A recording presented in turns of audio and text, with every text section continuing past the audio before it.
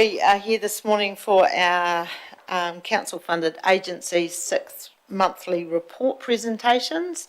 We have an apology from Councillor Cameron this morning, and we have 4 agencies going to present to us over the morning. So our first one up is Safer Mid-Canterbury, including the Safe Communities Steering Group presentation. So I will hand it over to Don, Kevin and Leslie to go through. Who's going to go first? So, yeah, that one. There you go. Perfect. Wonderful. Well, Chair, Mayor, Councillors and staff, thank you very much for the opportunity to come along and present here today with our 6 months report.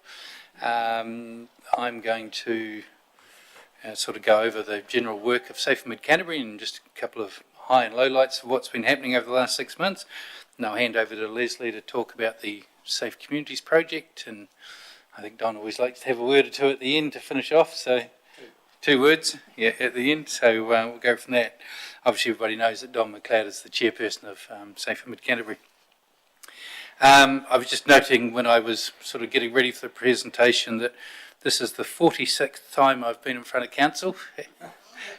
How many? 46? So for the first 10 years I came to council, we used to come 3 times a year because we'd do 2 6-month reports and then we'd do our presentation for our business plan. And then in the last few years we've been doing the presentation of the business plan as part of the 6-month report. So this is number 46. So yeah, I've seen a few different councillors over that time. Had a few different questions. Yeah. Anyway, I'd just like to start by acknowledging the funding that's been granted to Safe Mid-Canterbury and the Safe Communities project. Our organisation, I know our board, are always grateful for the continued support of council. And it's also important to us that not just the funding, but we also enjoy the support of council and council staff that provide a lot of support and guidance and things. So just to acknowledge that. Council requires us to get a return on our investment put into our organisation to the tune of $4 for every dollar invested. Over the first 6 months of the financial year, our income was $1.7 million, excluding GST. With a council contribution of $137,000, that's roughly $12 for every dollar of council contribution. So the funding council provides gives us a very strong base and security. This supports us to be able to run a robust organisation that's able to realise the opportunities that exist to bring central government funding back into our community to run quite a wide range of services and programs for the Ashburton district. At this meeting we'll also generally be presenting our business plan for the coming year and outlining the funding we were seeking. I've done this every year for the last 18. But thanks to council we no longer need to present a yearly business plan, and last year we were able to present a 3-year plan that lined up with the 10-year plan process. This has saved us, and I'm sure council as well, a lot of work in putting together a large plan every single year. We've had some changes to the plan since it was submitted in February for the financial year. As I'm sure people are aware, government funding has tightened substantially and ministries have been asked to save money across all government departments. As such, one of our services, the Community Connector service, was cut down between submitting the business plan and the start of the financial year. A second service, the children's program, which would always run, has also been stopped. This wasn't due to a loss of funding. The funding for that was diverted into other youth programs that we run. The Community Connector service was born as a response to those struggling through the effects of COVID, and we first got funding for that in 2020. As the need dissipated, the service was reduced and then ended altogether on the 30th of June. The previous government did continue the service in a reduced capacity, acknowledging that there was still need in the community, but under recent funding cuts, those services have been cut across the country. In the last 6 months, 2 other services we deliver have been affected by government cuts. In particular, the services funded by Oranga Tamariki. A youth support service and our family wellbeing service came to an end in December of 2024.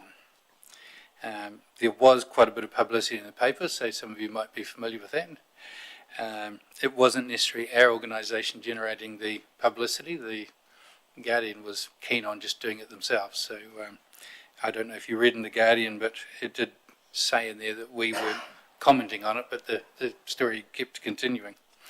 Both services were utilised well, they were functioning well, and they were terminated mid-contract.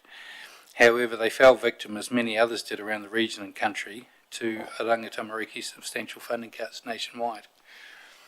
I don't have the exact figures, but the media nationally was reporting that Rangatamariki cut 30 million of community funding, so quite a substantial amount of youth services were cut around the country. Whilst we've lost services, there are other services we've picked up that will be added to the second year of our business plan. We've become involved in delivering the Senior Citizens Ashburton service and redeveloping the organisation and employing a new coordinator to run the service. So prior to that, we hadn't had a large involvement in working with older people, but now we have a much greater involvement, so it's something we're doing more of as an organisation. We've also been working to get the food rescue service, known as Food Rescue Aoraki, fully funded. And I did talk about this briefly last time, but we have a food rescue service that collects food in the Ashburton area and the Timaru area. It was covered by a Christchurch organisation that at the end of 2023 found themselves in financial trouble. So at the service, the staff were laid off at the end of 23 and the service cut. We were approached to see if we could keep it going, so on the 8th of January 2024 we employed the 3 staff and kept the service running. So we did that with no money and we had to find the money. I can report that we've been able to do that and we've been able to seek funding and gain funding of around 180,000 over 2024 to keep the service going. The service also required a new refrigerated van, which is a requirement of food safety handling, and we were able to raise an additional 80,000 to purchase a new refrigerated van, which arrived in November. Over the past 6 months, the service has rescued and redistributed 74 tonnes of food, 40 tonnes across South Canterbury and 34 tonnes across mid-Canterbury. We estimate the value of the food rescued conservatively at $12 per kg. So the food rescued and redistributed to people in need is approximately $888,000 worth of food in the last 6 months. Or if we extrapolate that out to a year, we are rescuing about $1.7 million worth of food annually across Mid and South Canterbury. Obviously, the food comes from supermarkets, wholesalers and distributors where it is reaching its best before date, but it's still perfectly good food, and obviously it gets removed from shelves. Previously that food was going into waste or sometimes to piggeries, and so now that food is going to vulnerable people across our communities, so it's quite a good service. Given the figures I've talked about, it is costing us around $1.62 to acquire and distribute $12 worth of food. So it is an extremely cost-effective service if you're looking at providing food to people. All of our other services have been running at expected numbers, so everything appears to be performing well. People will also be aware that the current government has a strong focus on attendance services, and there is a focus to direct all community funding into responding to students with chronic attendance issues or non-enrolment. In the previous calendar year, referrals have picked up a lot in our district, with the last 6 months seeing 157 young people being referred for attendance issues in our district. Referrals for the full previous year were 195 for 12 months, so you can see that 157 referrals for 6 months is a significant increase. We don't necessarily believe we have a growing issue, but rather we have substantially increased service provision on previous years, and so a greater capacity to respond, which leads to more referrals coming through. And in addition, there's a greater awareness and urgency being placed on attendance issues. One other aspect that has also led to an increase of referrals is redefining the service boundaries. For the last 20 years, our boundary for delivering attendance services has been the Ashburton district. Ministry of Education recently redefined the boundaries and are now calling our area Central Canterbury, and this has been extended to also include the schools in the Geraldine catchment. And I suppose, as you're aware, we have some young people in mid-Canterbury who will go to the Geraldine High School, and we have the Crew Peel Forest Primary School that has people from across the river, so we just extended in that area, which is just the primary school, the high school, and Woodbury School that comes into that catchment. Our Lives Worth Living suicide prevention service has now been running for 5 years. Our initial request to funders was to fund the service for 5 years. At that time, I suppose our hope was that mental health services would grow and have more capacity to support people in our community. This does not seem to have been the case, and our service continues to be as busy as ever. Over the past 6 months, we've had 157 people attend wellness and training workshops. We've had a further 92 individual support sessions. One of the things we've identified in that service is when it was first developed, it was in response to young people. We hadn't anticipated when we developed it that COVID would occur, of course. But one thing we are actually seeing now is we're getting a lot higher numbers of rural people coming to seek support for mental health issues than perhaps young people in our district. And a lot of that probably has to do with awareness and the ability that people are feeling more comfortable to come forward. But there's also been a lot of strains on the rural community as well over the last 5 years. As this project has now been running for 5 years, our initial funding has come to an end. We recently applied for a further 5 years funding from the Trevor Wilson Charitable Trust, and we're pleased to say that they've agreed to provide another 5 years funding. They're providing $250,000 over the next 5 years, so $50,000 a year. We currently have an application with the Mackenzie Charitable Foundation for the same amount, so I'm hoping that will be successful. These were two of our major funders over the previous 5 years. Another service that is growing and keeping us busy is the Refugee Resettlement Service. We now have 164 former refugees settled in Ashburton since settlement began in 2020. 224 people have located to Ashburton, but a number of those have felt comfortable to move on, which is great that they've felt they've reached a point where they can make it on their own. For the most part, those who have moved on are those who have had children in their late teens or adults. Many of these have moved on due to a desire to attend tertiary education and explore other opportunities, as many people of that age do in our district. Many will be aware that, or familiar with our team leader of Refugee Services, Kathy Harrington-Watt. You've probably attended meetings with her. Kathy has chosen to move on from the service to concentrate on the business she's developing and stably, so will be leaving us in early March. Kathy's been with us since the start and developed the service from scratch. We'll be sad to see her go, as she has run a great service and done a lot in the community around creating a great space for refugees to settle. We are, however, very excited to welcome our new refugee team leader of services, Jane Wallace. Jane is currently a regional site manager for Oranga Tamariki, covering Ashburton, Timaru and Oamaru, and prior to that she's worked as a CE within the non-profit sector. Jane will be starting with us on the 17th of March, so she'll be picking up that mantle from Kathy. Over the coming 6 months, we expect things to be business as usual. The one area we expect to see increase in is referrals to our attendance services. This is not due again to more need, but rather again increasing our capacity to respond to this. And obviously the government has a big focus on working in this area and is also working with schools to make sure that referrals are made to attendance services and building the capacity of attendance services to respond.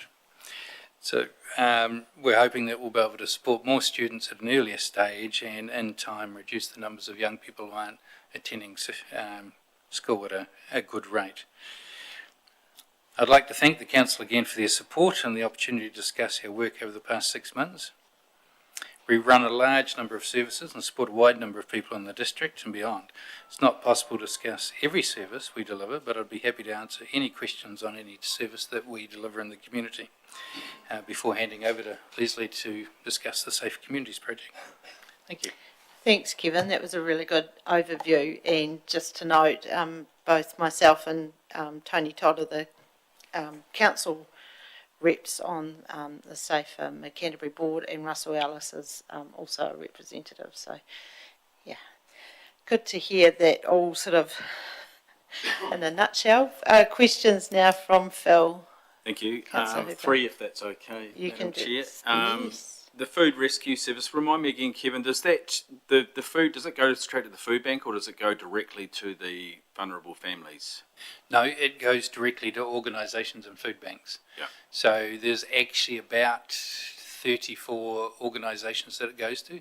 So it goes to the food banks that exist in Ashburton and Timaru, goes to Marae in both areas, and then it goes to a number of organisations like Community House is one of the recipients, and other organisations that distribute food to their clients. So it's very much designed to be a rescue and redistribution service and not a food bank. Yep.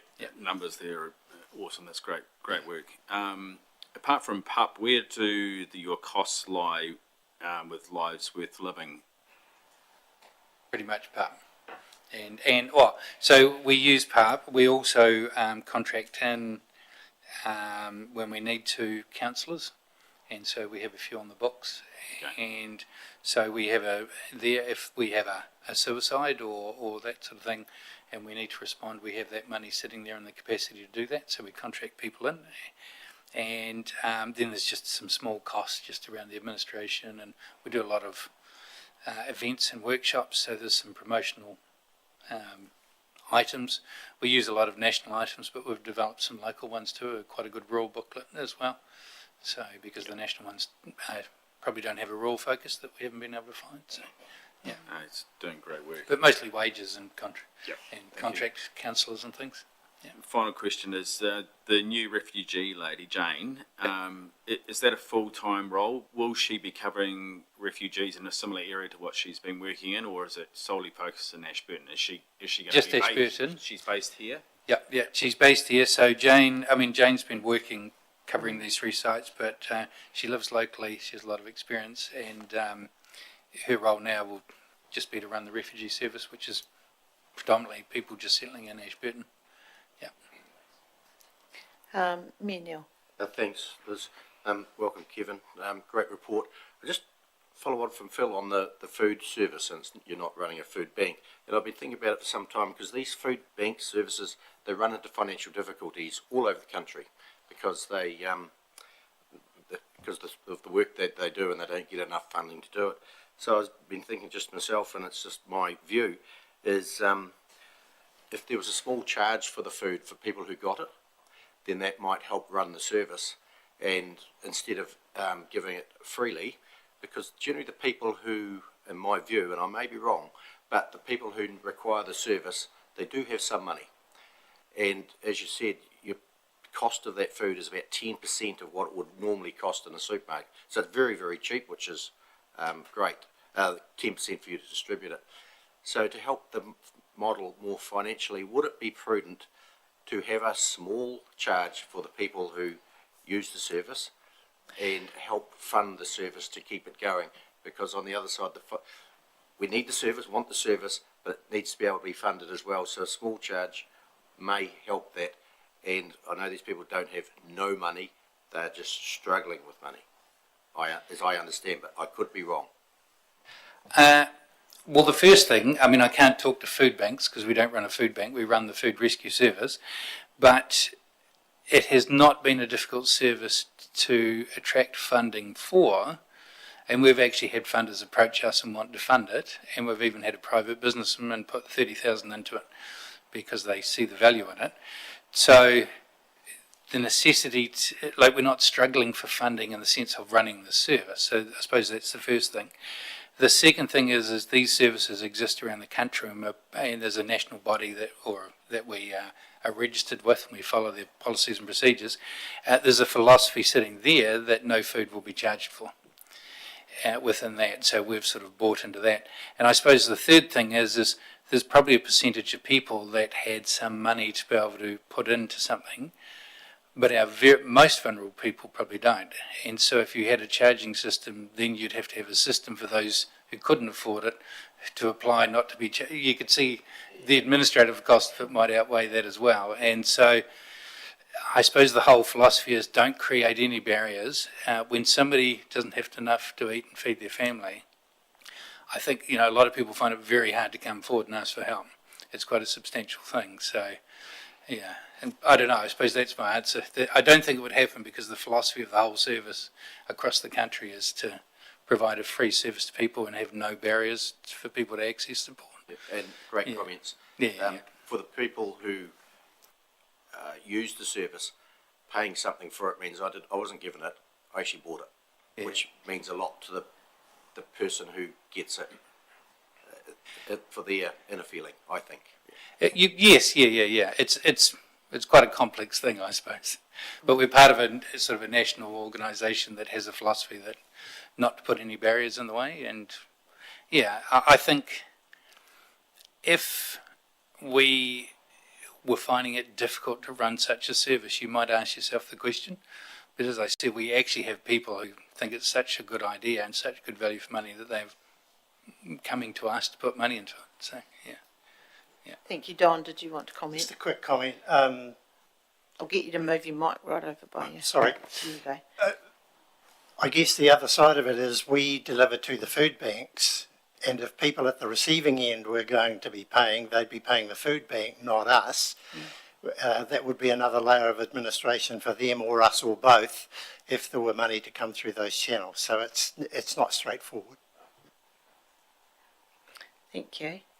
Who have we got there? Rob, you've got a question. Thank you. On that, Kevin, I was just wondering, you were just saying that the return on money's been very good and financially in a reasonable position. If you were collecting that food and taking it, would it be helpful if you helped also to financially distribute it if you're financially sounder now? In the sense that we would distribute that food to people directly? No. No, sorry. Contribute to helping the people that are struggling to distribute it. Well, I suppose we're trying to, it's quite a lean and simple system where we simply pick up and drop off food. Like it's a very simple thing, and there's very little administrative stuff around it. So I suppose the idea is to keep it very, very simple. And, I know, but it's just, it seems to be cutting it short. You're collecting it, dropping it off at a point, and it's hamstrung from there.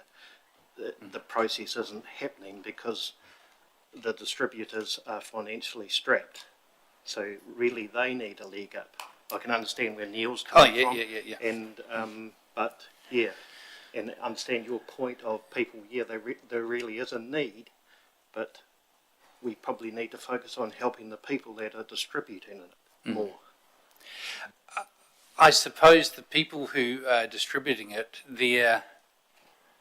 from what I've seen, when they are seeking more funding, it's so they can acquire food, not so much so they can run their service. And so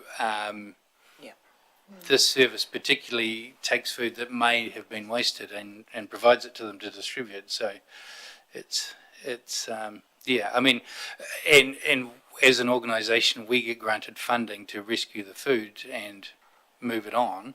I don't think our funders would be happy for us to then grant that money to somebody else to support them. Yeah.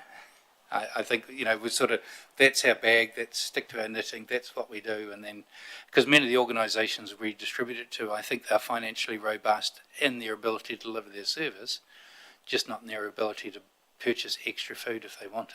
So, yeah. Thank you. Got a question from Lynette. Yeah, just following on from the Mayor's question, I was just wondering, you've got families out there which, they're on a regular basis getting food, and I'm just thinking here for their own self-esteem and trying to build them up in that. Do you know if they get help actually budgeting and looking at their lives and helping them make good choices and things, because to me that's sort of goes hand in hand in a way. And yes, the answer to your question is yes.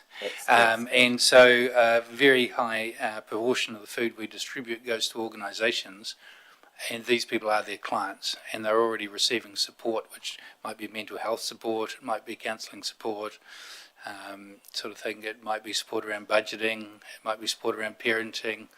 We'll have, there's all sorts of stories there, and, a family that have a child who's sick and they can't work and they're struggling, and you might have had a quite different life, and, So, the families that are receiving the food will pretty much always be engaged with an agency that's providing them some form of support. That's good news. Thank you. That's Yeah. great. Thanks, Kevin. So we'll move on now to Leslie's report.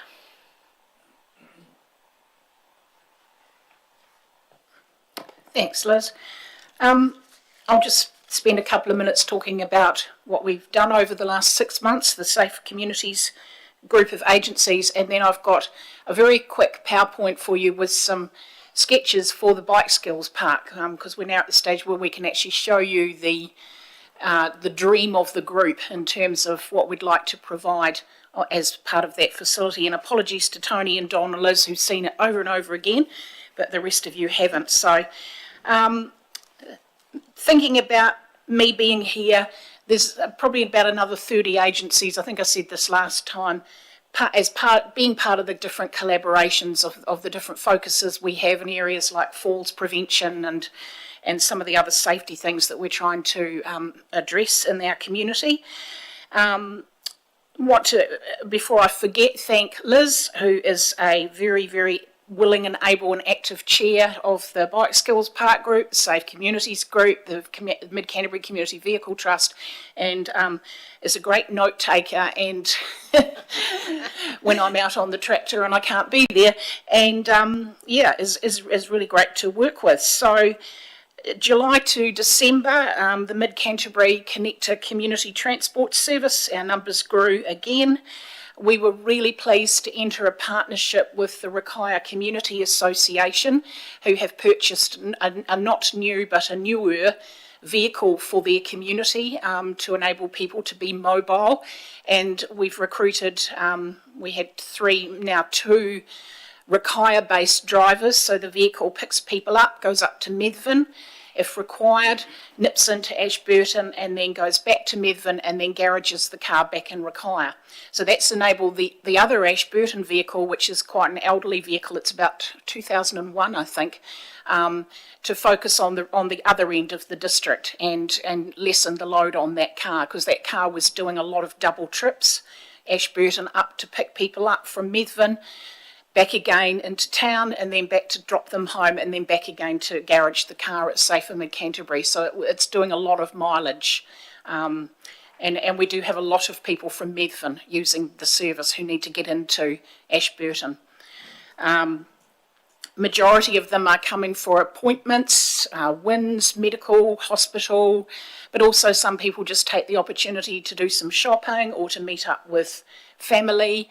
We have one lady whose sister lives in Ashburton, so she comes down and they go around the op shops and they have lunch together every fortnight, and that's their way of keeping in touch. Her husband used to drive her, the lady in Methven, but he died, and that left her with no ability to move around the district and keep in touch with her family. So nice little service. We're also really pleased we got lottery community funding for 2 years, and we've used that to employ one of our drivers, who is a very, very talented man, a few hours a week, and he's now doing all the bookings, coordination, administration, and is about to take over all the financial and insurance side of the running the service for us. So that's been really great that we've enabled that money to come into the service from lottery community.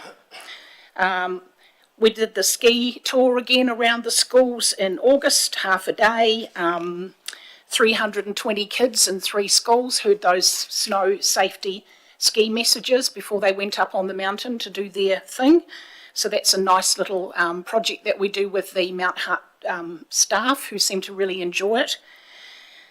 Age Friendly Ashburton, we were really pleased to get a grant from the Office for Senior Citizens of $15,000, and we're going to use that beginning in March to do a major piece of research with older residents in the community of Ashburton district and asked them about what they love about living in Ashburton and what areas there are for them that could be improved. So that's going to start in mid-March. I put quite a bit of time into assisting the two researchers who did the public transport research in probably about July, I think it was earlier in this period, and that produced the research on the viability and need for public transport in Ashburton Township. And I do have a request from the Safe Communities group as to a progress update back to them at some stage as to what's happened, because they were very interested in that project and whether or not there's an ability to provide some small options around the township for people who want to move around and do their shopping and things like that. Bike Skills Park. Lots and lots have happened in the last 6 months on the Bike Skills Park. We had our resource consent approved by the council, which was great. We established a trust, and we have Tony, Roger Patterson and Don are the trustees on the trust, and that trust is a mechanism so that we're able to now seek funding towards costs for constructing the facility, because we had hit a barrier where we were told unless we had a legal entity we were not able to apply for funding. So we've had to kind of do a little side swerve and get that established. On Monday we received the final detailed design work from the landscape architect, which is very, very, very in depth.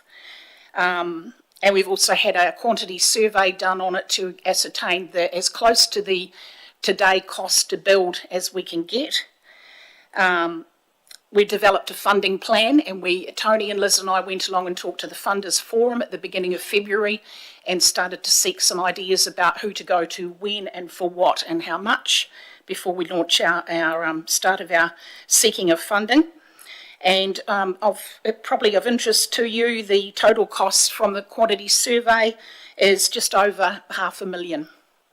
So it's already gone up 100,000 from the initial work that we had done several months ago. So we're aware that delaying it, inflation costs are going to keep increasing the cost of the construction. So we need to get on and get the funding, but we can't start the project until we have all the funding. We can't do half of Bike Skills Park on the domain and then have to stop because we've run out of money to do any more asphalting. So we need to get all the money in place. So I've just got a few slides because I thought it might be, quite good to show you. This is part of the thing that we did to the, that we did to the funders forum. So what is it? Just to remind councillors, it's a facility where users can learn to cycle and develop road safety awareness in a safe off-road environment. Really important for the children and young people living in the town as they cross the main highway and the railway lines, many of them twice a day to get to and from school. And it also, I think, will become a real destination attraction for residents from around the district and also tourists passing through who will stop to use the facility. It's going to be, as you know, based on the domain, that's Walnut Avenue, and right next to the wee old pump track, it's going to be in there. Now this is a bit hard to see, but you can, if you have a look, this is the overall plan. It's so huge, this plan, this is as big as I could get it to go on the PowerPoint, but if you have a look on to your right, the figure of 8 is the pump track that already sits on the domain. That's going to be upgraded. It's going to have a silo-like seating on the top, like a little lookout. It's supposed to look like a grain silo where mums and dads and grandparents can sit up top and watch the kids going round and round and round. And it also is going to have access for children with any sort of physical disability. It's going to be easy to get up to the top, and it's going to have a grassy slope for sliding down and rolling down. So we're going to kind of amend the existing facility, which is already sitting there now. We want to use it rather than just, dispose of it. The stuff that looks like road is the actual bike park facility itself, and then it goes off into the trees and around the trees and back again. That's a gravel track, and that's the wood, we've called that, I think, the woodland experience, and that's going to have things where kids can ditch their bikes, jump off, and they can play on logs or jump on stumps or do a bit of rough biking, but also just enjoy being in the greenery on the domain under the trees. So the facility has a kind of an urban townscape feel to it, so it's reflecting Ashburton with railway crossings and cattle stops and things like that, but it also is paying homage to the fact that it is sited on the domain, and there is a development plan for the domain, and we want to keep all the existing trees and use them as an experience and as shelter for kids and families that are using it. Do pipe up if you have any questions.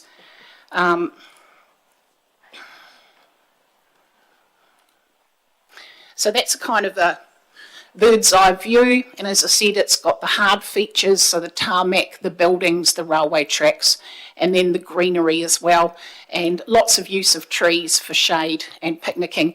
There are proposed to be 3 structures on the site, so one is the silo lookout that I talked about. The one to the right there is a little shade facility for picnicking, and the one to the left is a train shed. It's meant to replicate a train shed, so we're sort of looking at the fact that Ashburton is a railway town. It's just a bit closer there. There's the railway shed, so you've got stop signs.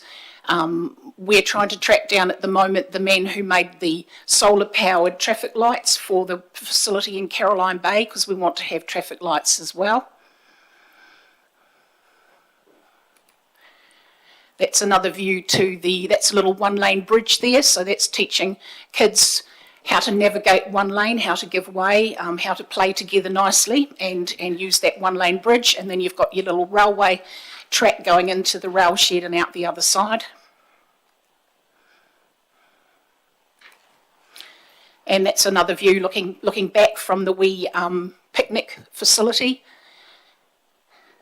We don't have any of the woodland area, but the entrance to the woodland area is actually a cattle stop, so they get to be jutted around a little bit before they hit the woodland trail, which is gravel. And there's your railway crossing.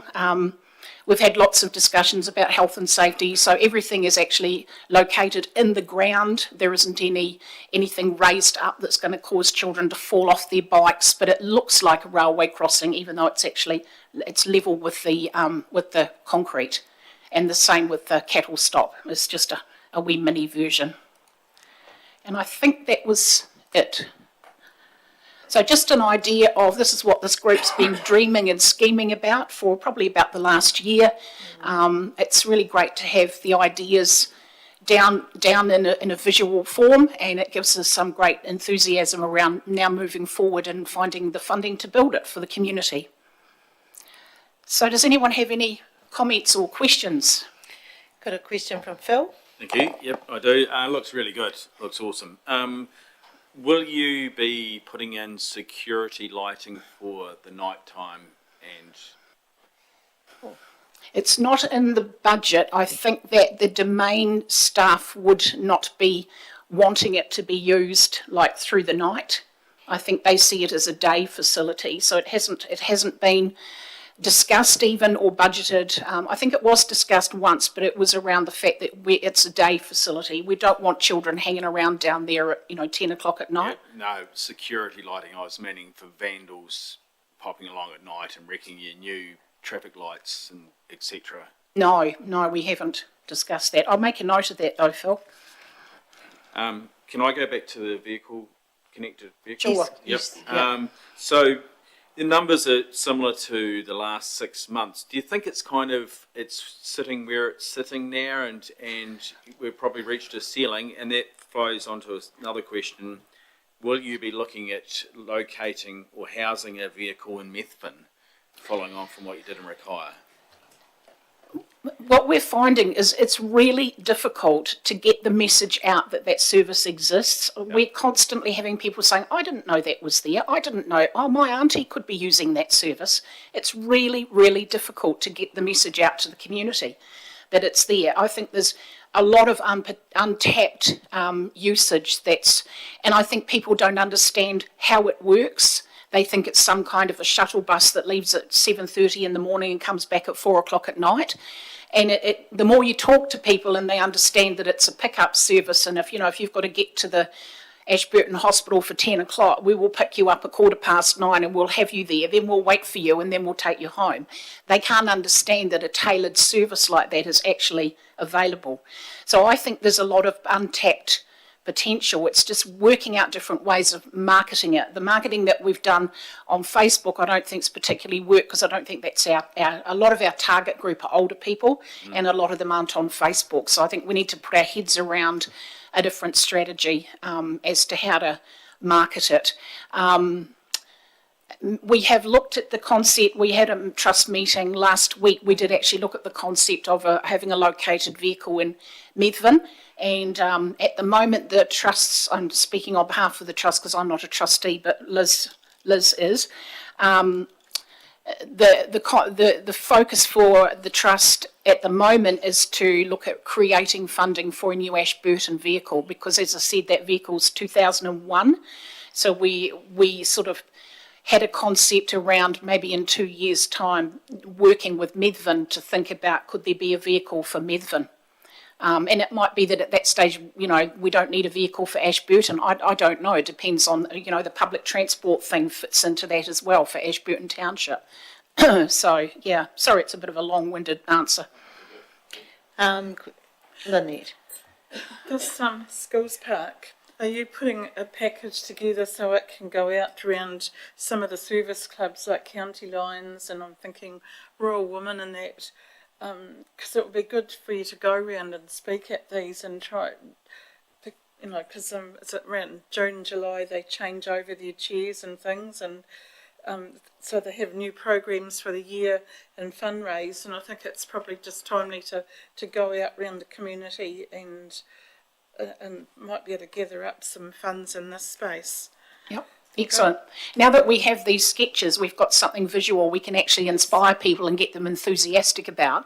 Okay. That is our next step, is to start putting together some packages for funders and for schools and for community agencies and service clubs, yes. That would be great. And just to add to that, on the committee, we have a number of service club representatives. So we've got someone from County Lions, we've got Rotary clubs, other Lions clubs. So they're getting all this information as well. But the plan is to get out. But pushing it to get it on their program at a meeting, I think that's the valuable part, that everyone sees it. And yeah. Thank you. Rob? Thank you. The skills park, I think, is a fantastic idea. What I was thinking was, with any development of other things around the area, because we're so protective of our trees, have you been working with open spaces on the development of this around the tree roots, etc.? We've got open spaces staff on the working group. They're very, very helpful, very knowledgeable, and I think like with the woodland area, I think there's only 2 trees that are going to need to come out. So we've been very careful about preserving the richness of what's already on there. We could have said we'll chop them all down and we'll put more tarmac through there, but instead the kids are going to go through the trees and back again. So, really great to work with. Tree roots, I'm not quite sure what you mean about that. Basically, if you were putting in a road or a footpath anywhere else, work would have to be done so it did not damage established trees. Oh, right, okay. Yep, that's been taken into account with the landscape designer who's been working with the open spaces staff. Yeah, that was what the question was. And the security lighting, I think, is a good idea for not just vandals but other opportunists with facilities there through the night.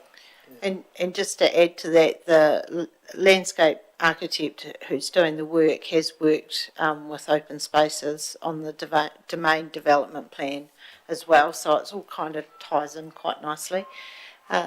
Neil? Yeah, thanks Leslie for the presentation, the Bike Skills Park. It's a great initiative and we want to see it happen, and well done to you all who have been contributing so far. I've got a question, it's probably to Hamish.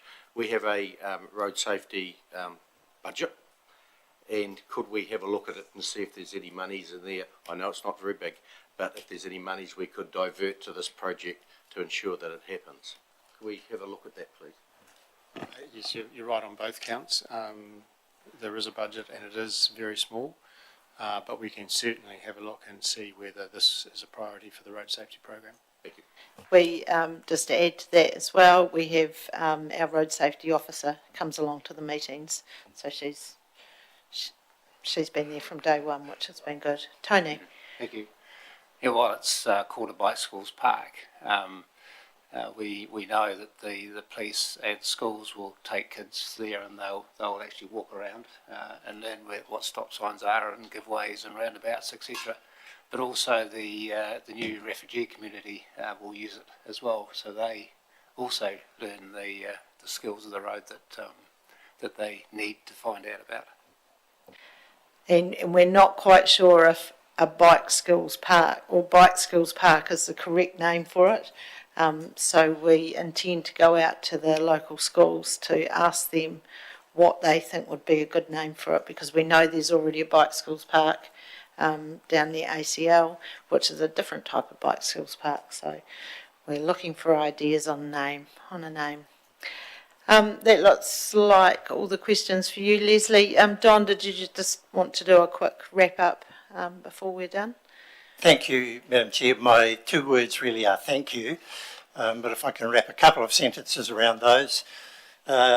Firstly, I think it's great for us to be here to be able to remind Council of the range and the quality of the services that this organisation provides for the district. I'm incredibly proud of it and the people who work in it. My thank you is, of course, to Council for your ongoing support, and there are people around the Council table who know as well as I do what goes in here, but to all of you, thank you for your help and support. To Council staff, likewise, a lot of what we do in various ways overlaps with the work that Council staff are doing in a whole lot of places, and we continue to have good cooperation and a willingness, I guess, to work together to make the place a better one.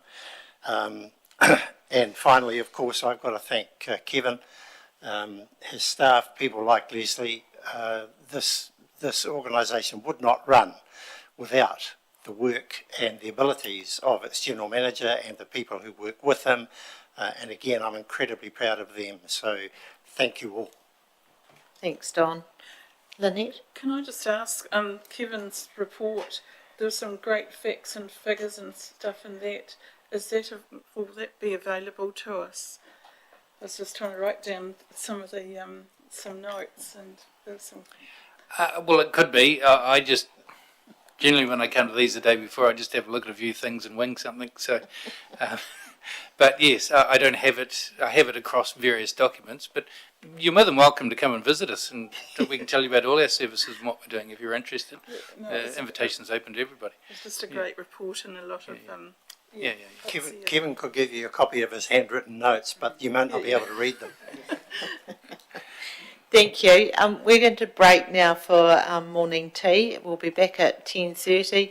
You're all welcome to join us to come through for a cuppa as well. Thank you.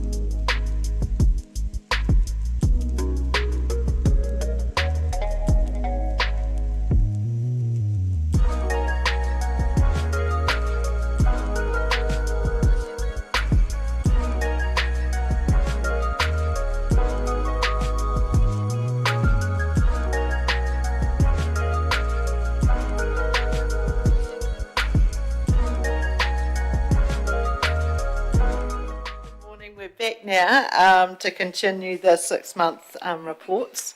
And welcome Sarah Clifford here from Citizens Advice Bureau, and you're going to run through your report. Hand over to you, Sarah. You know how to turn the mic on?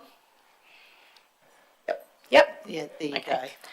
go. Thank you very much. It's lovely to see you all again. So this is obviously the report that I sent through for the 6 months, 1st of July to 31st of December. So in the direct service provision that we had, there's a little bit of an error. It's the 1st of July 2024, not 2023, in that first bright yellow column. So we did a total of 379 clients in the 6 months. We had 40 in the clinics, which was good. We had 31 in the IRD clinic, which is good. And the new business clinic, which I discussed last time, that we were going to be doing with Business Canterbury. So Jason McRae ran a session for people looking at starting a new business or things like that. It was very popular. We were booked out, and we had good links with the Mayor's Task Force for Jobs. So we had a number of people that were kind of looking at starting a new project or wanting a new role, or and they just got that kind of one-on-one support and where to next steps, which is great. We had a lot of signposting, kind of 95 signpostings. Only one to language support, which kind of surprised me. It was quite low there. Profit and loss, we've got a profit and loss I've put in there, and our budget. We're looking, we're fine in terms of the budget.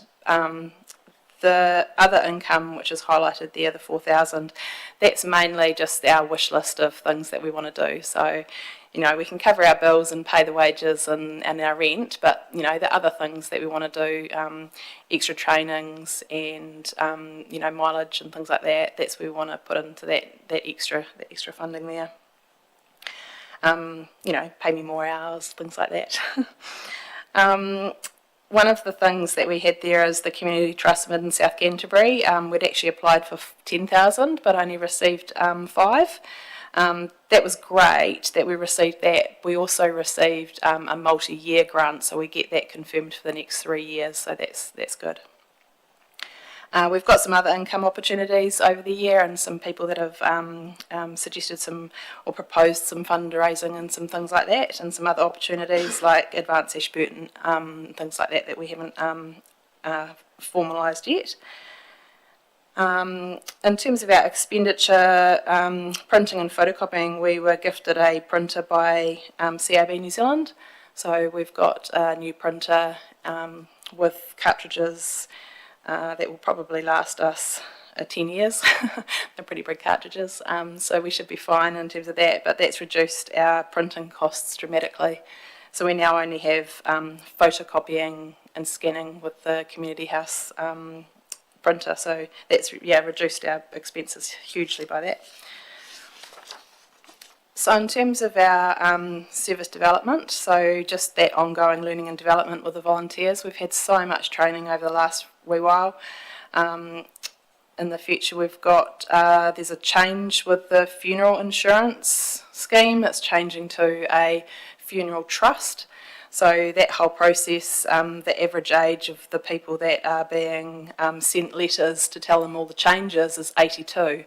So you can imagine the confusion about a whole scheme that they thought they were kind of contributing to being changed and what the implications are for that. And so they're sending all the information to CABs and encouraging them to go to CABs to support them to understand the changes and things like that. So just lots of learning and development with all the tenancy law changes, lots going on there. So we've had lots of Zooms and learning and development from the volunteers on changes like that. We've had we're doing boundaries training, health and safety, mental health first aid, strategic planning, all sorts of stuff going on. It's been pretty busy. We've also got 4 new volunteers going into this new year, which is great. We've got a really good board. It's made up of our volunteer interviewers and 2 community reps, which is Tiffany McRae, who's a barrister, and Jane Riak, which we're really grateful to have their support. Like I said, the business clinic, the immigration and the IRD clinic are going really well. The IRD clinic, Alison comes up from Timaru once a month for that, and she's also doing some stuff in the background too, so we can refer, between times.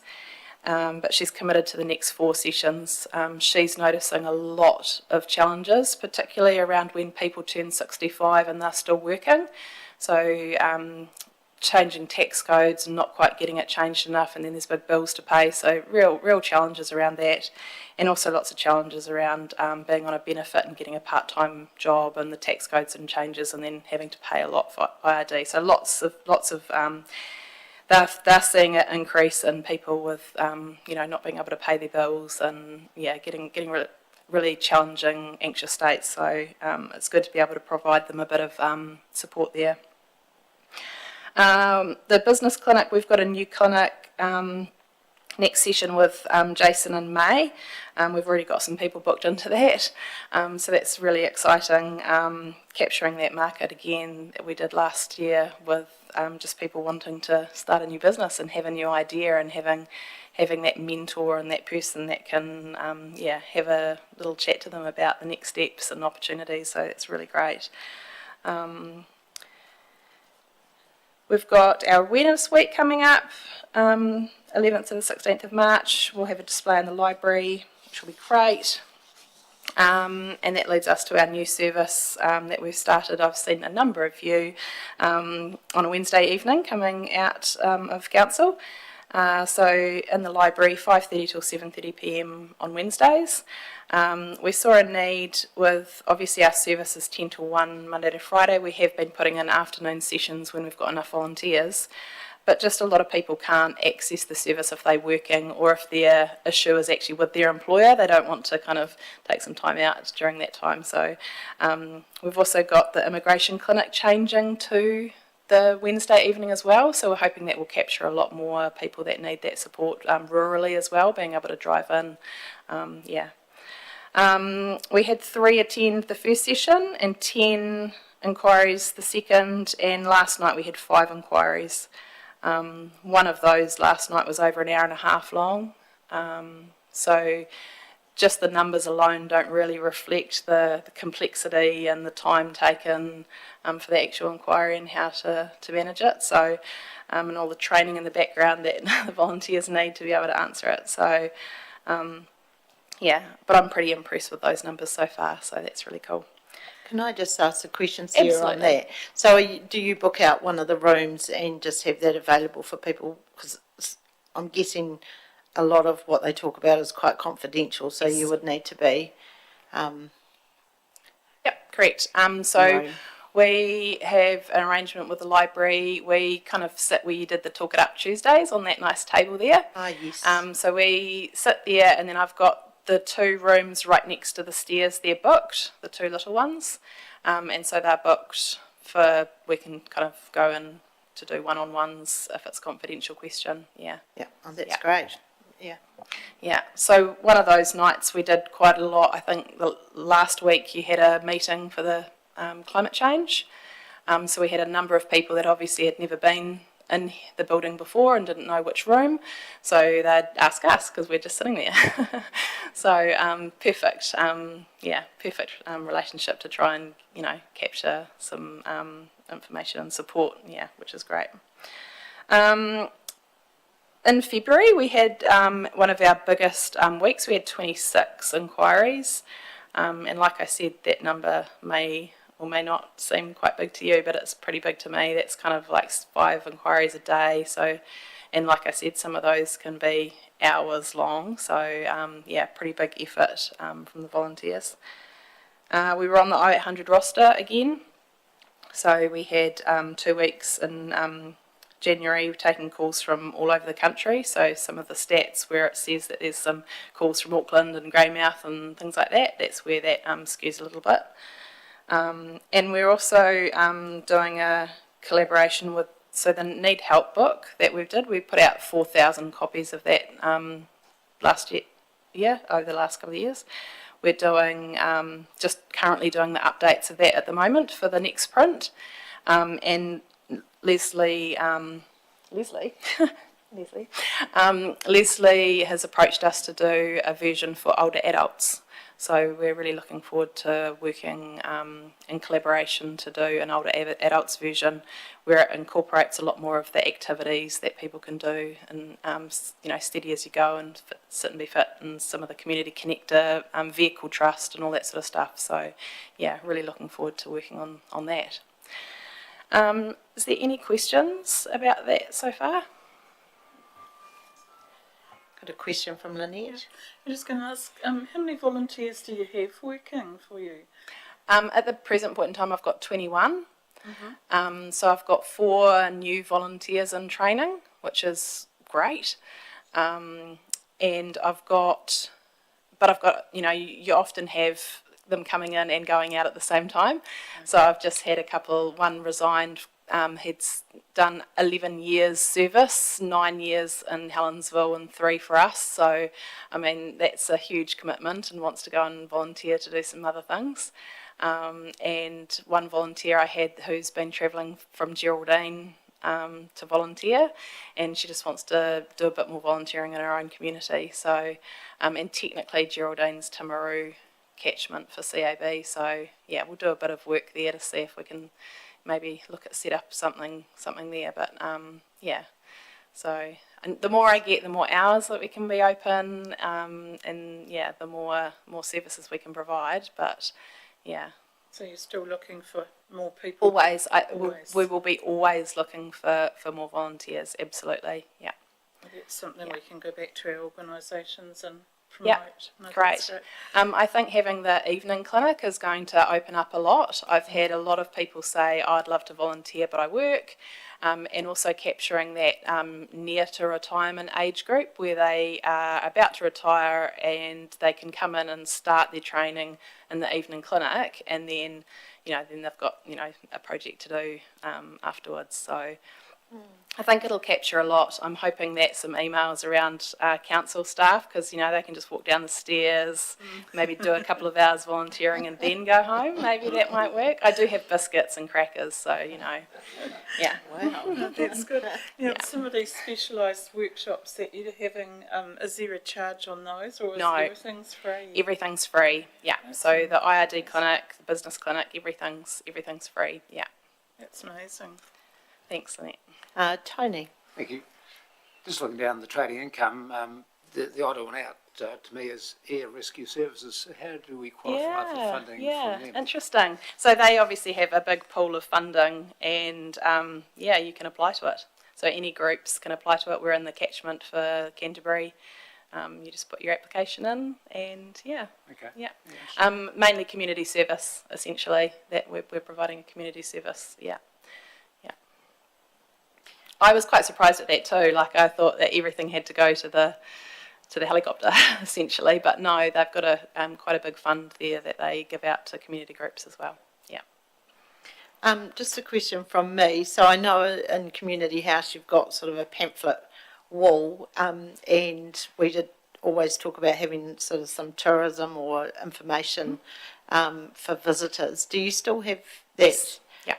Yeah. So we've got, so between my office and the volunteer office, there's a stand there that's got all the tourist information on there. Yeah. And I'm guessing you get updates from our tourism,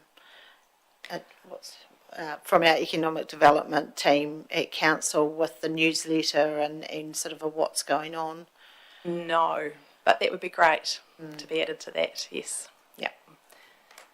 Thank you.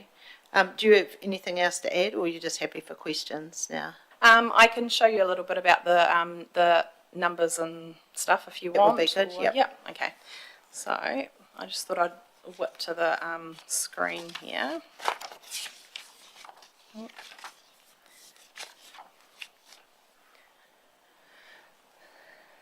So this is the client interview form that we fill out for every single inquiry.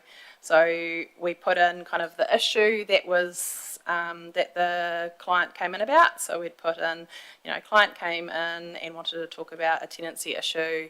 They were having an issue with their flatmate. What are their rights? So that's what we'd put in there. We have these little things here that are optional. So these are some of the things that have been a big ticket thing here.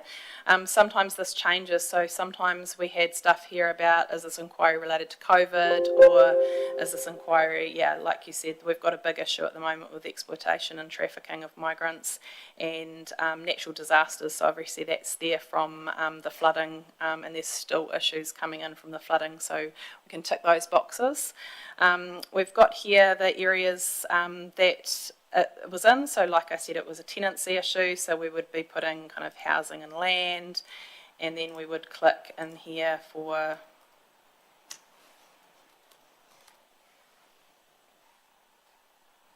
and it pops down with all these. So this is how we get all the data that I'm going to show you. So it was a flooding issue and it was a dispute. And we needed to involve the disputes tribunal and tell them how they can deal with that, because they're not because they're a flatmate, they don't have any rights under the tenancy, so that sort of stuff. And then this is the information we discussed with the client, so we might have done some research and found some information. And this side here, you can see what I've been looking at recently. And this just makes it easier for us to populate which articles we looked at. So I've obviously done a little bit of how to heat some homes, some superannuation stuff, but this, just helps us do with our peer reviewing stuff. Comcare Trust. So that's a really good way of proving where we found the information. So it's a good quality service tool. That we can, we haven't just given them some information off the top of our head, we've actually researched it and found some good, so we can just kind of click those and that comes across there. And then we have got some feedback. Did we find the information on CabNet? Was there enough information, or did they need more? Did you find your local things? We can record the client's details, so this is a box that it can't be pulled into the data anywhere else, so it's completely confidential. There's no way to pull out the data, and it disappears after 3 months, so it's a really safe place if we just want to put the client's email in there, so because we're emailing back and forward a heap of information to them. And then this is where we collect the demographics, so method of contact, how they kind of came to us, where they live, or if they live outside the area. So we can change all these fields too. So say, for example, we wanted to add in, we were getting lots of inquiries from Dorrie, we can kind of add that one in. So this has all been kind of what I've thought that we should be putting in there. And then obviously gender, ethnicity, all that sort of stuff. Visa, so we don't qualify yet as a Migrant Connect service, but I've put this data in anyway, just so we can capture that migrant data, which is good. We've obviously got an issue here with the Smithfield Alliance closure, so just kind of trying to capture anything there, and how they found out about us, where they referred. So obviously referred by local council or library and things like that's all in there. So yeah, really easy. And then we submit it, and from that it goes to our peer review team. And we've got 3 peer reviewers at the moment, which is really great, and they look at have they found the right articles, is there other things they could have looked at. It also feeds back into training, so they can be like, look, Sarah, we've got a bit of an issue with how people are researching stuff on tenancy issues, and so then it can feed back into our training and we can look back in. So it's a really good kind of quality of service process, which is great. So I just wanted to show you a little bit in the background. So that's kind of how our forms are. Obviously that's for a client interview, so that's a big one. If it's a quick reference, it's just we gave them a form. They came in and asked for a form. We just tick that box and write it. We don't take all the demographic details if somebody just came in for a form. Or signposting, so the one where I told them where the climate change meeting is, I just click signposting, sent them to the room, and that's it. there's no other details that we need in for that sort of stuff. Yeah. So in the background,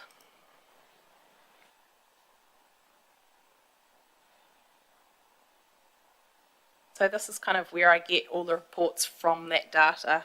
So it's quite important that obviously the volunteers are doing the right thing in terms of collating all that information. So as you can see, as a volunteer position and having 21, you know, we're always going to be needing people that have got good computer skills and good communication skills, being able to talk to the clients and all that sort of stuff. This is a new one. This is a food bank report. So if we click on that, I think I've got the right dates in there for the last 6 months. This is just a new button that's gone on, so it's a new option for people to select. Maybe.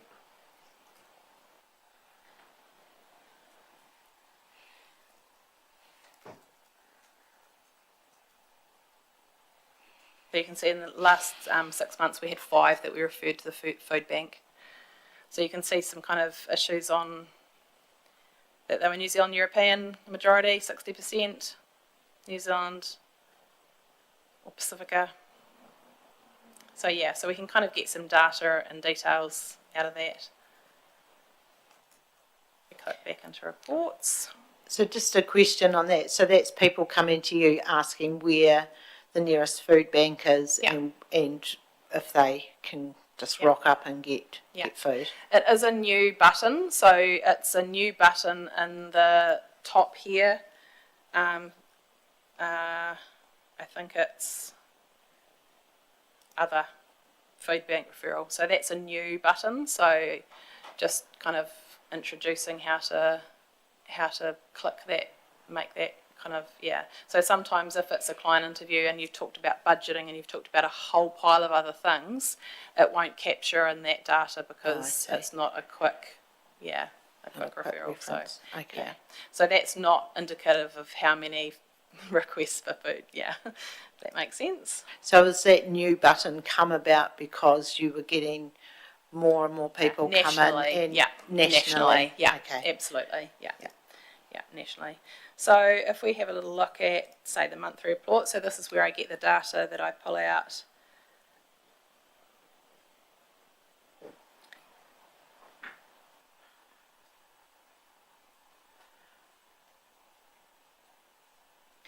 So obviously I've selected the 6 months that were in those times.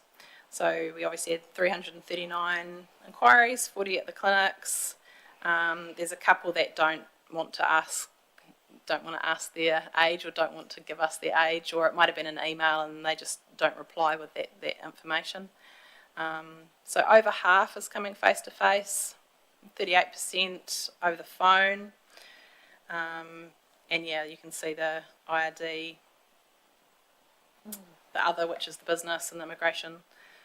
And then you can see the different categories, the top categories, so relationships, conditions of work, which always seems to be one of our top ones. And I'll just show you one last one, which is the categories maybe.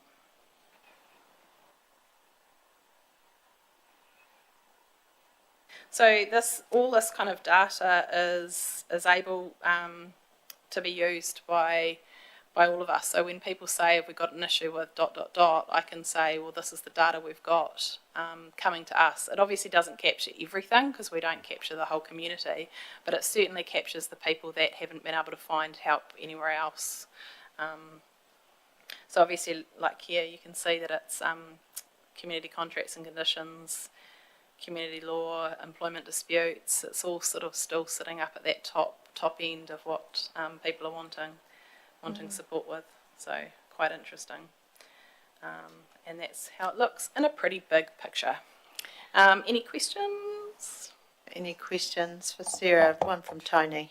Thank you. Just when I just picked up, you said you were say on duty. So does CAB, does each CAB around the country have a duty day? Do they, with phone calls? Oh, yes. So over the kind of Christmas period, I was on call over between Christmas and New Year and all that sort of stuff. And then the first 2 weeks kind of back, Nationally, some of the CABs weren't coming back on board, at various times. So we all kind of went on on the roster at certain times. So there's a morning shift and an afternoon shift. So we just got some of the calls that would have been going to other sites, but they were closed. So it's just a bit of The 0800 number is a little bit of a challenge here because we don't qualify because we're not open 9 till 5. So the 0800 numbers go somewhere else because if somebody's calling, they want to be answered. So they will then filter them to us if it needs be, but otherwise they'll answer it themselves at another site. So there could be a lot more inquiries coming through the 0800 number. That's why I don't promote the 0800 number. It's something I'm working on and trying to get, but it's just to do with the, when you call, changing the, us to it, but we're not big enough. Does that make sense? Did that answer it? Yeah. Sorry. Lane? Just a question. You've got 180 face-to-face meetings, I noticed here. Is that safe enough? So you see someone comes in here. So they might be grumpy, they might be peed off. Are you feeling safe?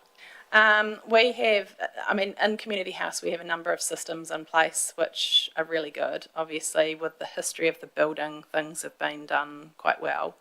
We have panic alarm buttons in each room, and that button gets pressed and Talbot Security comes and the manager gets notified and all sorts of things that go into place there. The walls are very thin, so if an issue was happening, then people would hear you pretty much very, very, very quickly.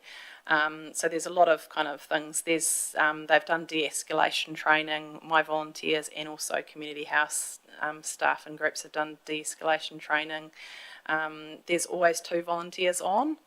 And there's also the other staff, the reception staff and all that sort of stuff as well. So, we've put a lot of systems in place to make them feel safe, but there are times when they just don't because the client can be quite upset and confrontational. I think that's probably the hardest thing about what the volunteers expect of the service. They think they're going to be telling people where the bowls club is, and actually it's just getting more and more and more complicated. People's lives are pretty challenging, and often they are kind of shuffled around services. Oh, I can't help you, go and see such and such. Oh, we can't help, go and see such and such. So by the time, and they've been on the phone for hours, and nobody's answered them. So that by the time they get to us, they can be quite distressed. It is a bit of a challenge. But hopefully we try and reduce all the risks and make them feel as safe as possible. Thank you for that. Thanks, Sarah. That looks like that's all the questions. Thanks for your presentation. I'm really pleased to hear about your drop-in on a Wednesday night at the library. I think that's going to be a great addition to our whole library community service. Russell, sorry. So I've talked to Sarah. She's going to utilise our Talk It Up Tuesday sign base, so that's going to be reused. And if she gets any inquiries for anyone who wants to see a counsellor, she's going to pass those on as well. That sounds great. Yeah. And set up a new community directory listing too. Just how do I talk to one of the counsellors and just have the process on there. So should be a good link. Yeah. Thank you. Thank you so much. Awesome. Thank you. We moving on to our next presenters. So we've got Ashburton Performing Arts Theatre Trust, Ashburton Event Centre. We'll get Roger and Jim to come up in a moment and present. And just a reminder, this has been live streamed as well. Thanks, Sarah. Thank you.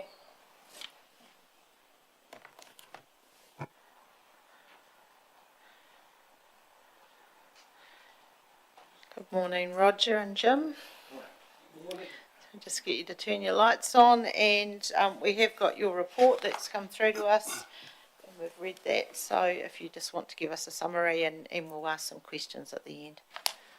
Thank you. I won't spend a lot of time going through all the statistical side of it. It's all in the report there and pretty easy to work out, I think. Other than say it's been a very good trading period, 6 months, July to December 24 was a very good period for us. The touring events have certainly come back on stream. There's a correction to be made in one of the graphs there. I think it says there's 10, was actually 15 for that period. So it was a very busy period for touring events. Not ideal in some respects because, as I said before, it's very hard for the population to support 15 events. Somebody does miss out usually, but the events that we have coming through are very good, good quality stuff. There's new product, which is nice to see. It's not just repetition. So yeah, it has been nice to see new touring events and new promoters as well. Not just New Zealand, Australia, even America. So I think where we sit as far as a regional venue and the size of event that we can get, it is actually looking quite positive, even down to smaller groups, duos and trios. We've probably got about 3 on the books at the moment that are looking to come. 2 of them are from America. They're basically, how do you describe them? Like a lot of it's sort of like gypsy type music, or it's quite fringe basically, but it's nice to see that sort of event wants to come through. So it's fitting them in the calendar that is the hardest part. A lot of them want us to buy the product, which you've got to be a wee bit careful with. We are still a wee bit risk averse as far as taking on product like that. But it's part of that whole arts on tour type event where it's a good event to build an audience from, encouraging people to come to that sort of thing, getting them into the venue, and hopefully they'll come to some of the bigger ones further down the track. So it's very nice to have that confidence back in the market again, and probably the only thing that's missing is the audience. I think the economic situation that everyone's in at the moment is probably one of the reasons that they're down a wee bit. It's not huge, but you can certainly feel for some events the audience isn't probably where it would normally be. So it will come back, I think, and it's just a matter of time. As far as corporate type events, again, that's certainly increased. It's probably not back to where I want it to be, but there's certainly some good corporate stuff coming through. And again, this year the calendar's quite full. Not many of the larger events. The larger ones seem to have disappeared a wee bit. When I say large, I'm meaning the 3-4 day conference type stuff. A lot of it's 1 day training seminar type stuff now, which it's still very good to have, but unfortunately you're missing out on the conference type market. A lot of the money's made through the catering side of it, and so that suffers a bit. So having said that, very happy with where we are sitting as far as Bradford room use and that sort of thing, auditorium. Probably the most exciting part about the whole thing, if we move on to the where we're heading as far as our fundraising for the upgrade. Very pleased to get a nice wee Christmas present from Lotto, $250,000. Very close to what we asked for. So I think in the market, when we initially went into this, Lotto was very, they were very much, letting us know that there wasn't a lot of money out there at the moment, and we went into it thinking, if we get 100,000 out of it, we'd be doing well. But to find out that they'd given us 250,000 is a very nice kickstart to the the fundraising campaign. We're actually working on other applications at the moment to the likes of the Lions Foundation, Mid-South Canterbury Trust, to bring in, to apply for additional funding. we have had good conversations with people around that, and we're just working through applications to them. We're also looking at 6 performances between now and August. We've brought in Cabernet. I don't know if anyone's familiar with their productions. They've been through twice now and very popular, so we've brought them on board as a fundraising event. That'll basically be the highlight of the fundraising period up to August. We're hoping to have most of those funds that we're looking for in place by August, and the Cabernet production will be kind of like that end highlight. There's a number of events that will be organised around that or within that production. It'll be held over Friday, Saturday, and then there's that period in between that we'll utilise to put on other events, whether it's just showing people through the venue, bringing the community in, showing them around, and any excuse to basically raise a bit more money. So it's there's a lot of stuff at the moment being organised as far as that goes. The public face of our fundraising effort will kick off in 1st of March, or in February, 1st of March. So there's a bit of media coverage going out about that, and then from there on it'll be a rolling media package that comes through to promote the fundraising on the public side. So that's all sort of going pretty well for us at the moment. There's still a lot of work to do, of course. As far as starting the actual upgrade, we're in conversation with the company that supplies the sound system. That's, if you remember back to Priority 1, that was one of the main things that we wanted to upgrade. There's a 4-month wait because it's international product. There's a 4-month wait getting that into the country. So it's quite imperative that we start working on what's needing to be done and having all that in place when that stuff arrives, so there's no delays further down the track.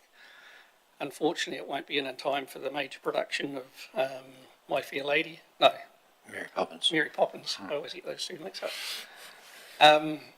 It won't be in place for that, but yeah, it will certainly be going in, I would hope, not long after. So very much looking forward to that happening. We have already replaced the sound desk, or sound mixing desk. We've upgraded dimmer packs, and some of the lighting infrastructure has been upgraded. So there's work progressing slowly along the way, but the major part of the upgrade as far as the sound system will probably be June, July. Apart from that, from a financial point of view, I'll get Jim just to probably go through the last financial period. I think you will have all had the end of year report now. Yes, we have, yeah. And then happy to take questions, basically. Thank you. Yeah, before I go through the financials, just to summarise what Roger said, in some way, all those events he's saying, like Cabernet and some of those events, they're being run by us. Now, we don't want to denigrate any of the other people that actually come in to perform, but we can make a lot of money out of those performances. Like, for example, the Margaret Jackson show we had, which was for her birthday, I think we made over 20,000, didn't we, Roger? No. Not quite. It was about 7 or 8, yeah. 7 or 8, all right. I might have got the figures, but it's 7 or 8, half. Still good, still good. But it was still good, because we can't do that with a lot of the other shows we do. But that's why we're doing it. We're also going to re-kick the membership of the trust. It's sort of one of those things that has fallen through the cracks. When we set the trust up, we had a membership and a very good database, but it's been neglected over the years. So we're now trying, Roger and his team are trying to go back and identify the people we can in the area who are corporates or even individuals that we can actually make as members, because that is worth a tax grant, donation to that grant to the trust. Anyway, going on to the financial, it was actually, again, I just repeat probably what I've said last year, is that it was an exceptionally good year for us. We made a profit. when you add back the depreciation. So whilst it's a book loss, if you look at the depreciation, we actually made a profit of about 70 or 80,000. So overall, the building, we have good reserves in our property. The property is way undervalued, but it is starting to show wear and tear of the building, and that's one of the reasons why we're looking at the fundraising events. There's things like the carpet's going to have to be replaced, the air conditioning, things like that are just getting to the stage where they're starting. And we're thankful that the council, in their wisdom, actually gave us a sinking fund to which we can claim on some of those things eventually. So, but any questions on the finance, it's better to take questions than me go through them all. Does anyone have any questions on the financial report? Lynette? I'm just going to go back to your like your media coverage for shows and things. A lot of people, they're not getting the papers as such anymore. So where do you try and promote, through Facebook or what other mediums? We do have a very good membership base that we email out to. I think there's something like 3,500, 4,000 people on that. We do still do the courier because it goes South Canterbury as well. And just while we're on that, the increase in people coming up from Timaru and down from the likes of the Selwyn district is quite amazing. When you go back and have a look at our customer database, the increase there is quite remarkable. A lot of people you talk to, especially the ones from that side, quite like the ease of getting into town. You know, you're not trying to get into the city. So there is some advantages there for people from outside the district coming in, which is quite nice to see. And they love the venue. So, you know, especially the Timaru ones at the moment that haven't got a venue, that probably will change. But I think at the moment we can ride that one. So we are marketing through the courier down in that area, especially in Geraldine. And again, once they've bought that ticket, a lot of them do sign up for the email type information to come to them. So there's that side of it works quite well. As far as social media, it does work. It is getting expensive to promote on any of the social media channels now. But it's, I think, a fact of life. It works. So it's probably one of the better ones to put the money into. And then, of course, we're still doing radio, and it's not easy, but it's. And as Roger said, it's getting expensive, and when we sit on the management board, it's one of the things that gets highlighted is expenses and advertising are getting higher, and it's hard to work out if you're getting your buck back for it. But I think the social media, which he's heading down, we seem to be getting the return on. I think at the moment we're spending something like 32,000 on marketing a year. We do get money back on charging that to promoters. We do offer a marketing package to the promoters that they can use our advertising rates, and we just clip the ticket. So it's not easy. And the hardest one actually at the moment is the older folk, trying to get to them, because a lot of them aren't social media savvy. I think there's probably a good number of them now don't get newspapers because they can't afford it. So where do you go to market to them? And the email side of it is quite nice as far as a membership, being able to email out to them and keeping them informed. Because I noticed a lot of the, I go to some of the local shows you've had that are really, really good, and they're all most of the audience are the older ones, and I wonder whether you get into the rest homes, retirement villages, and start putting up a bit of on their notice boards, posters and things, and they're always looking for something at Christmas time. That's right. Christmas music and concerts, and they say there's a lack of. They're looking for something and there's nothing there. Problem with the rest homes as far as them getting residents to the shows because of staffing. They don't have the staff over the weekends, so if it's a show over a weekend, generally you're going to miss out on them unless the family bring them along. So that's a difficult one to get round. Got a question from Tony. Oh, thank you. Your venue hire charges, are they reviewed every year, or how do you handle those? So basically we base ours on other venues. So nationally we work through events, and we compare ourselves against other venues of similar size, like some Oamaru, Nelson, places like that.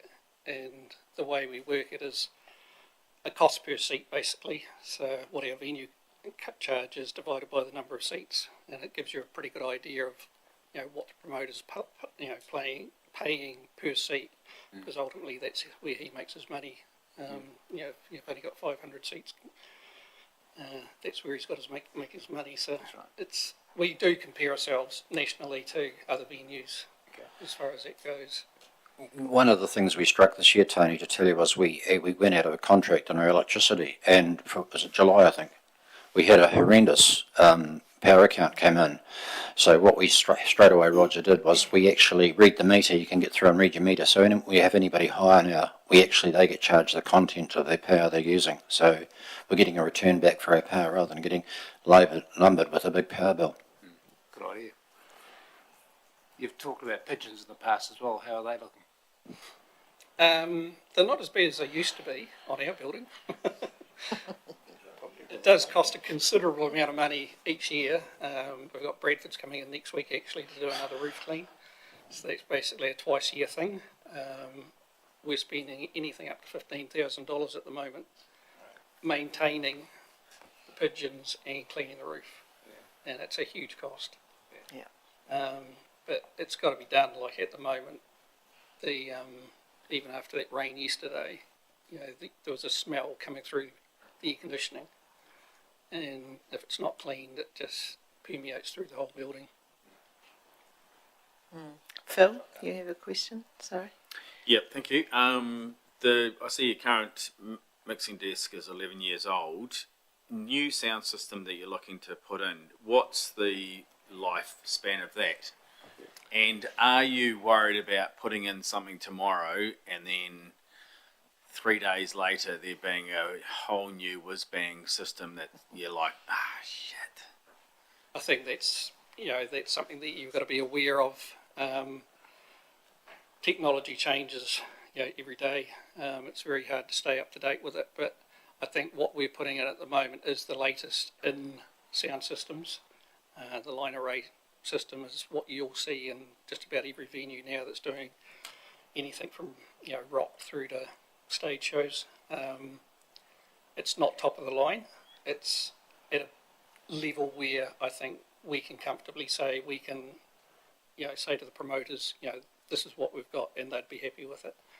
I don't see the point in going to top of the line when those sort of events don't come to us anyway. So I'm quite comfortable with what we've organised, the system that we've got. It is a very good system. It's in the piano in Christchurch, and I'm pretty sure it's going into Court Theatre. I'm just not sure on that one. And it's also been put in up in one of the venues in Rotorua. I went through to the piano before we signed off on it, and it is amazing. Like, you think it's quite good what we've got there now, but the big thing with the line array system, it doesn't matter where you sit in the venue, it's the same sound. If you're sitting in the front row or the back row, the sound is very directional, so you don't get any change in volume. It's exactly the same across the whole. And it's quite scientific about the way they go about. Each speaker's designed for our venue. It's not something that's just thrown in there and it'll work. It's very scientific about the way they go about it, and very comfortable with what we're getting. I was going to ask about the Eclipse show that you and I both went to, the Pink Floyd thing. Is that just sort of one level too big for our venue? Like, I'm guessing stage size wouldn't be big enough for a start, but I think it comes down to seat numbers for an event like that. That production would have been in the hundreds of thousands. Yeah.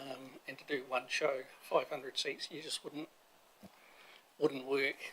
We have had Pink Floyd, but again, it's that national level type production rather than international. I've just got a question. You did a performance out the front in the square here. Must have been last year sometime. That's right. are you thinking, I mean, is that something that you would like to do annually? Yeah, it is something that we'd like to promote more.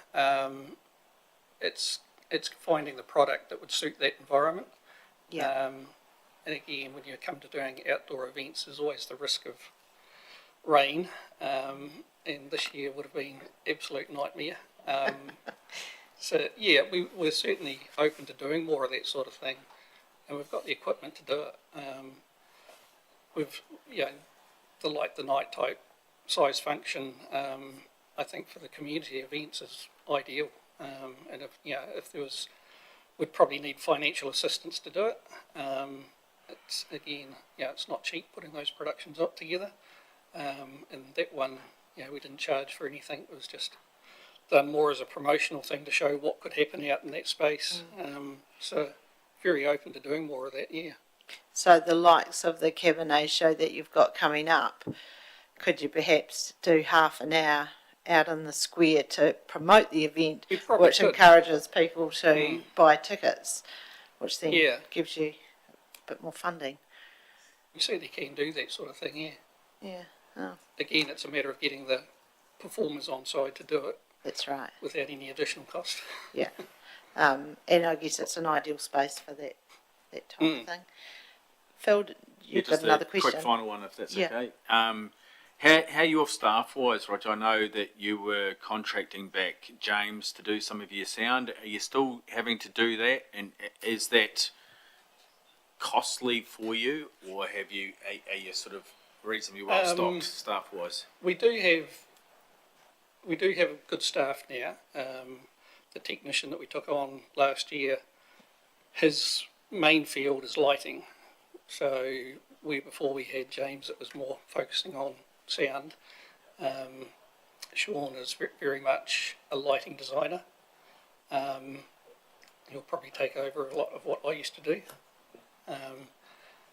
But as far as covering that sound operation type field, he can do it and does do it. There's certainly events where he's able to do that. We do need that. The bigger show that needs that higher level of operator for the sound. We have brought James back in to do it. Those costs generally just get passed back onto the production. It's a good system. James is very good at doing that sort of thing. And it takes a lot of stress away when you haven't got to worry about the sound. That's the first thing everyone complains about when it goes wrong. So it's nice to have somebody experienced doing it.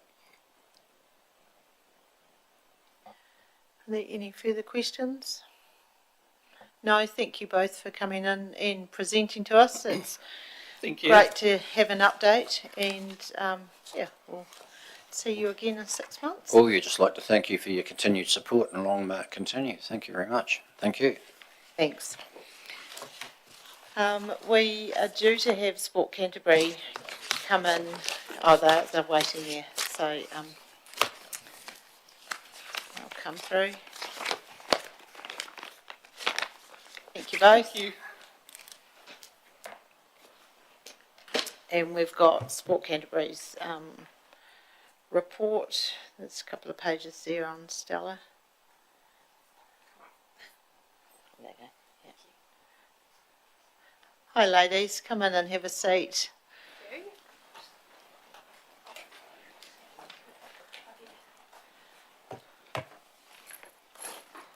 So we've got Megan, Alice and Anna from Sport Canterbury here today.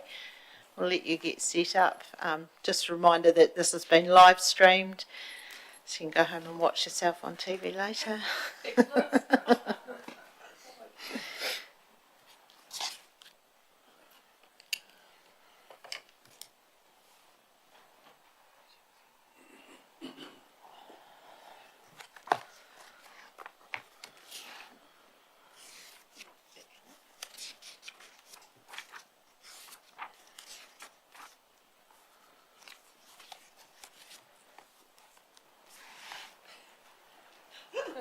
I feel like you did this for us last time as well.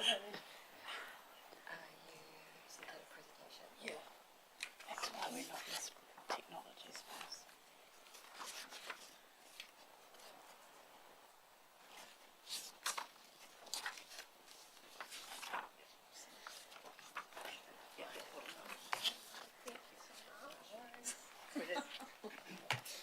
So just get you to turn your lights on to speak. Right hand, yeah, there we go.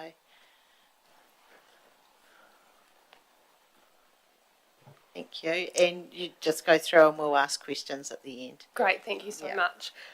So just obviously you received all our wordy 12-page document of our report, so we've decided to put some photos up to show through with you today. So first photo, my favourite photo, it's from last year's Sports Awards, so in the planning stages for 2025 Sports Awards moving forward.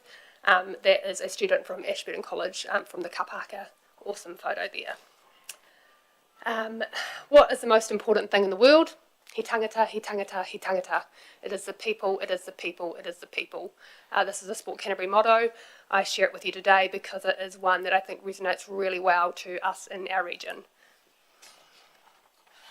Oh, and just we photo there of heaps of kids from one of our schools at the Ashburton Domain doing some orienteering. I think it was year 3 to 5 students who got to run around doing some run, skip, hop, doing some orienteering, so some map work, some math, some team building, and it was, yeah, a really great day that we were happy to support.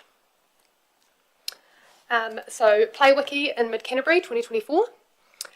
So Play Week was in the last week of October. Anna and I really enjoyed this week. We got to be Play champions for Sport Canterbury, so really encouraging and influencing the importance of play for our tamariki. So through this week we went into 4 of our schools in their play break. We took an abundance of gear, which was quite a workout, 2 carfuls of sports gear, play equipment, alternative gear, and then we basically facilitated a play. So within this, we were able to gather insights from what the tamariki liked, what they, how they use the play equipment in all different ways. We had kids coming up to us asking, how do we use this? And then sort of just encouraging and setting them to use their imagination and see different things, how they would play with it. Really great opportunity for the teachers to come out and play with the students as well, and for them to understand the importance of their involvement in play. It was really cool having the tamariki ask us, you know, are we coming back? Can we come there every day? They had the elastics out, which was quite cool. Not many of them knew how to play elastics, but a lot of the teachers did. So that was quite cool, showing them something that we played as children and how it can be used still. And the teachers were able to gather some insights for their own play equipment within the school. So one of the teachers had gone around and sort of taken note of what their students were gravitated towards for their own stock, which was really great. Yeah, so some more photos of Play Week there.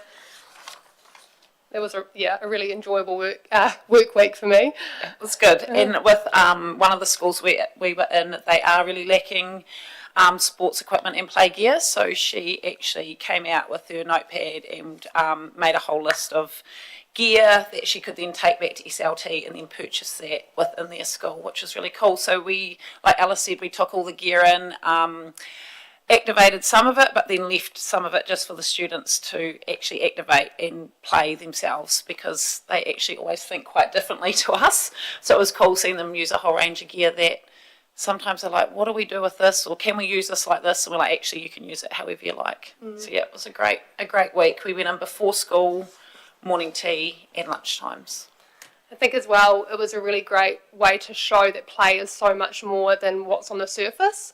It is often tamariki's first experience of being active, and it's where they build their lifelong love for actually being active.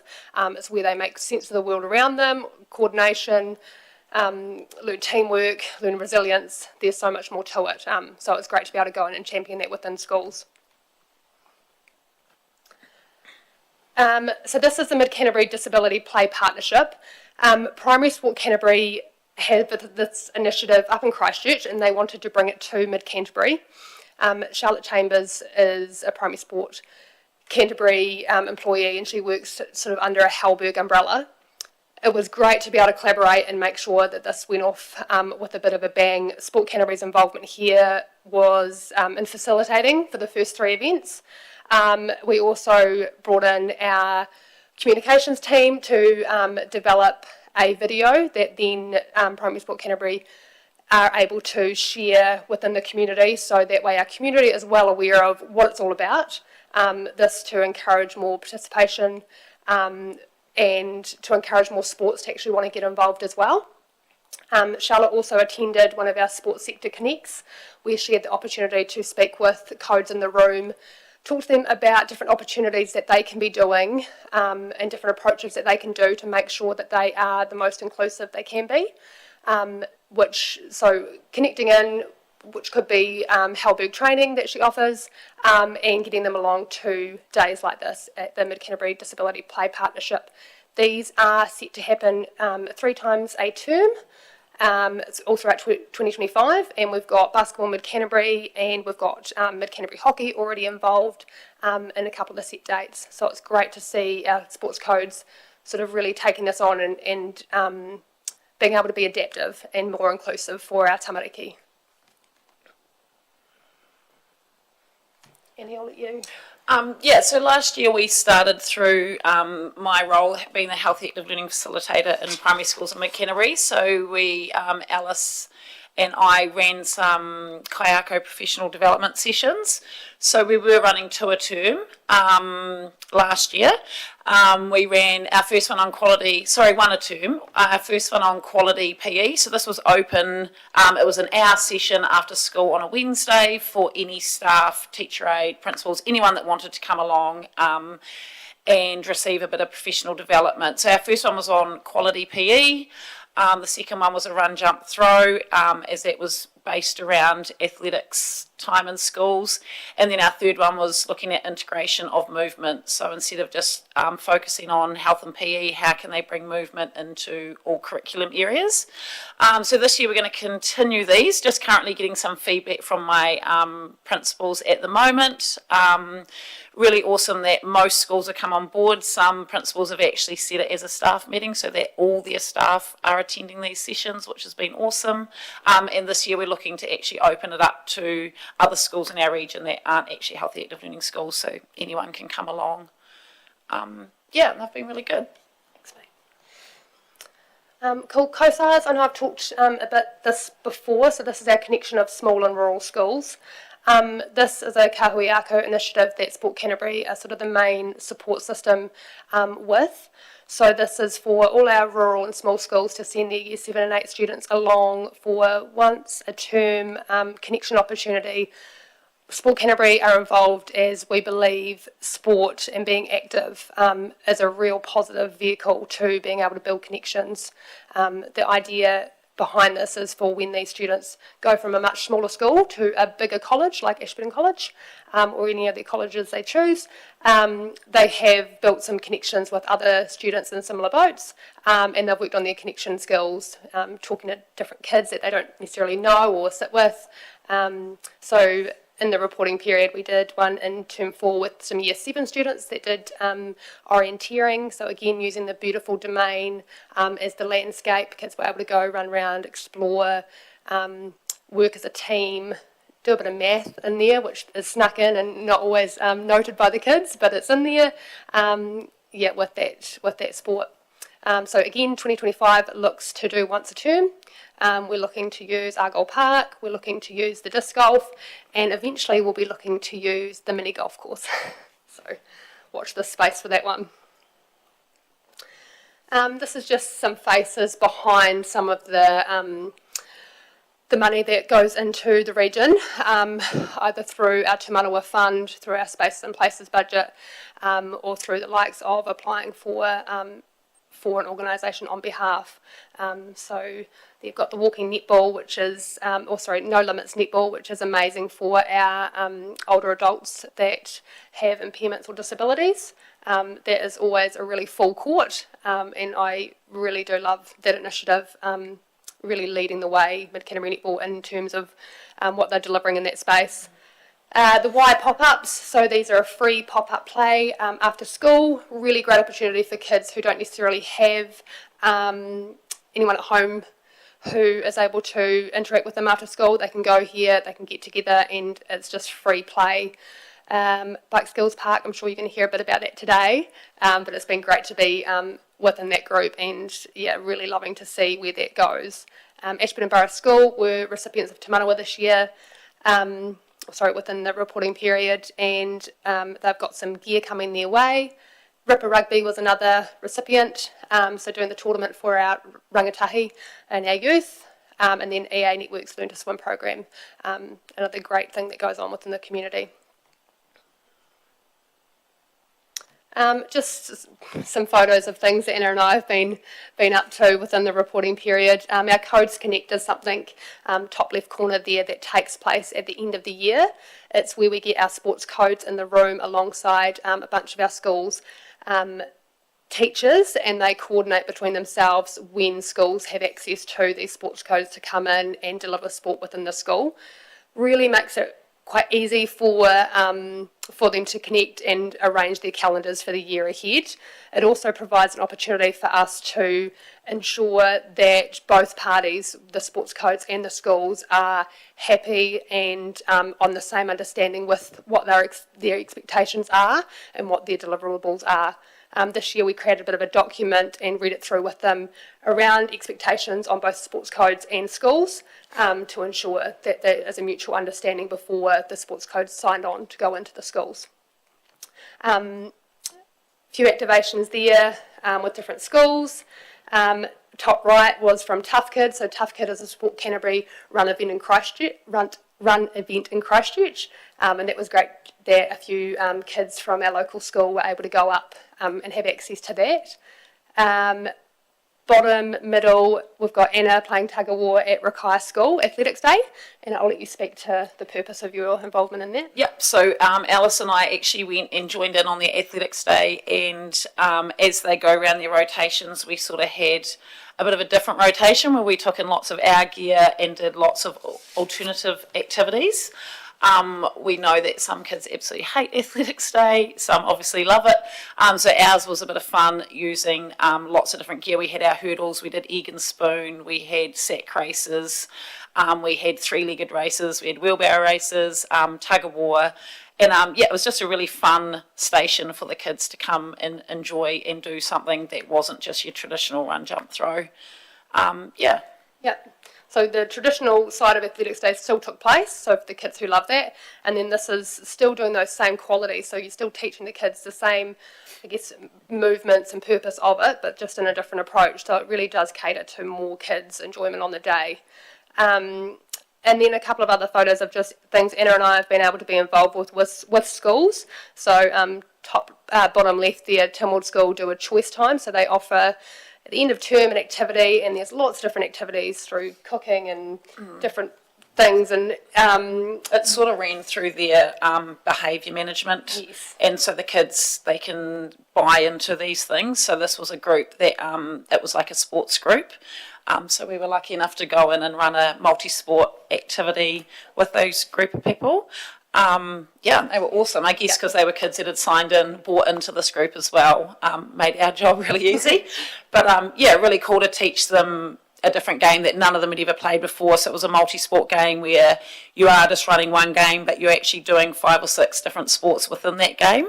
And now actually it's something that they run in their school, this multi-sport game, which is really cool. I think the key part of that as well is with their sort of monitoring and teaching them a bit more than just the game. So it's about teamwork, it's about collaboration, it's about inclusivity, and then the hopes is that when you're teaching this to these kids who one of their higher interests are sport, then they are then to go back into the school and be able to teach that to their peers, and with that being able to have the teachers observe us modelling what that looks like, so they're actually learning in the process as well, which is what we were doing with Wakanui, bottom right, bit of a sports club.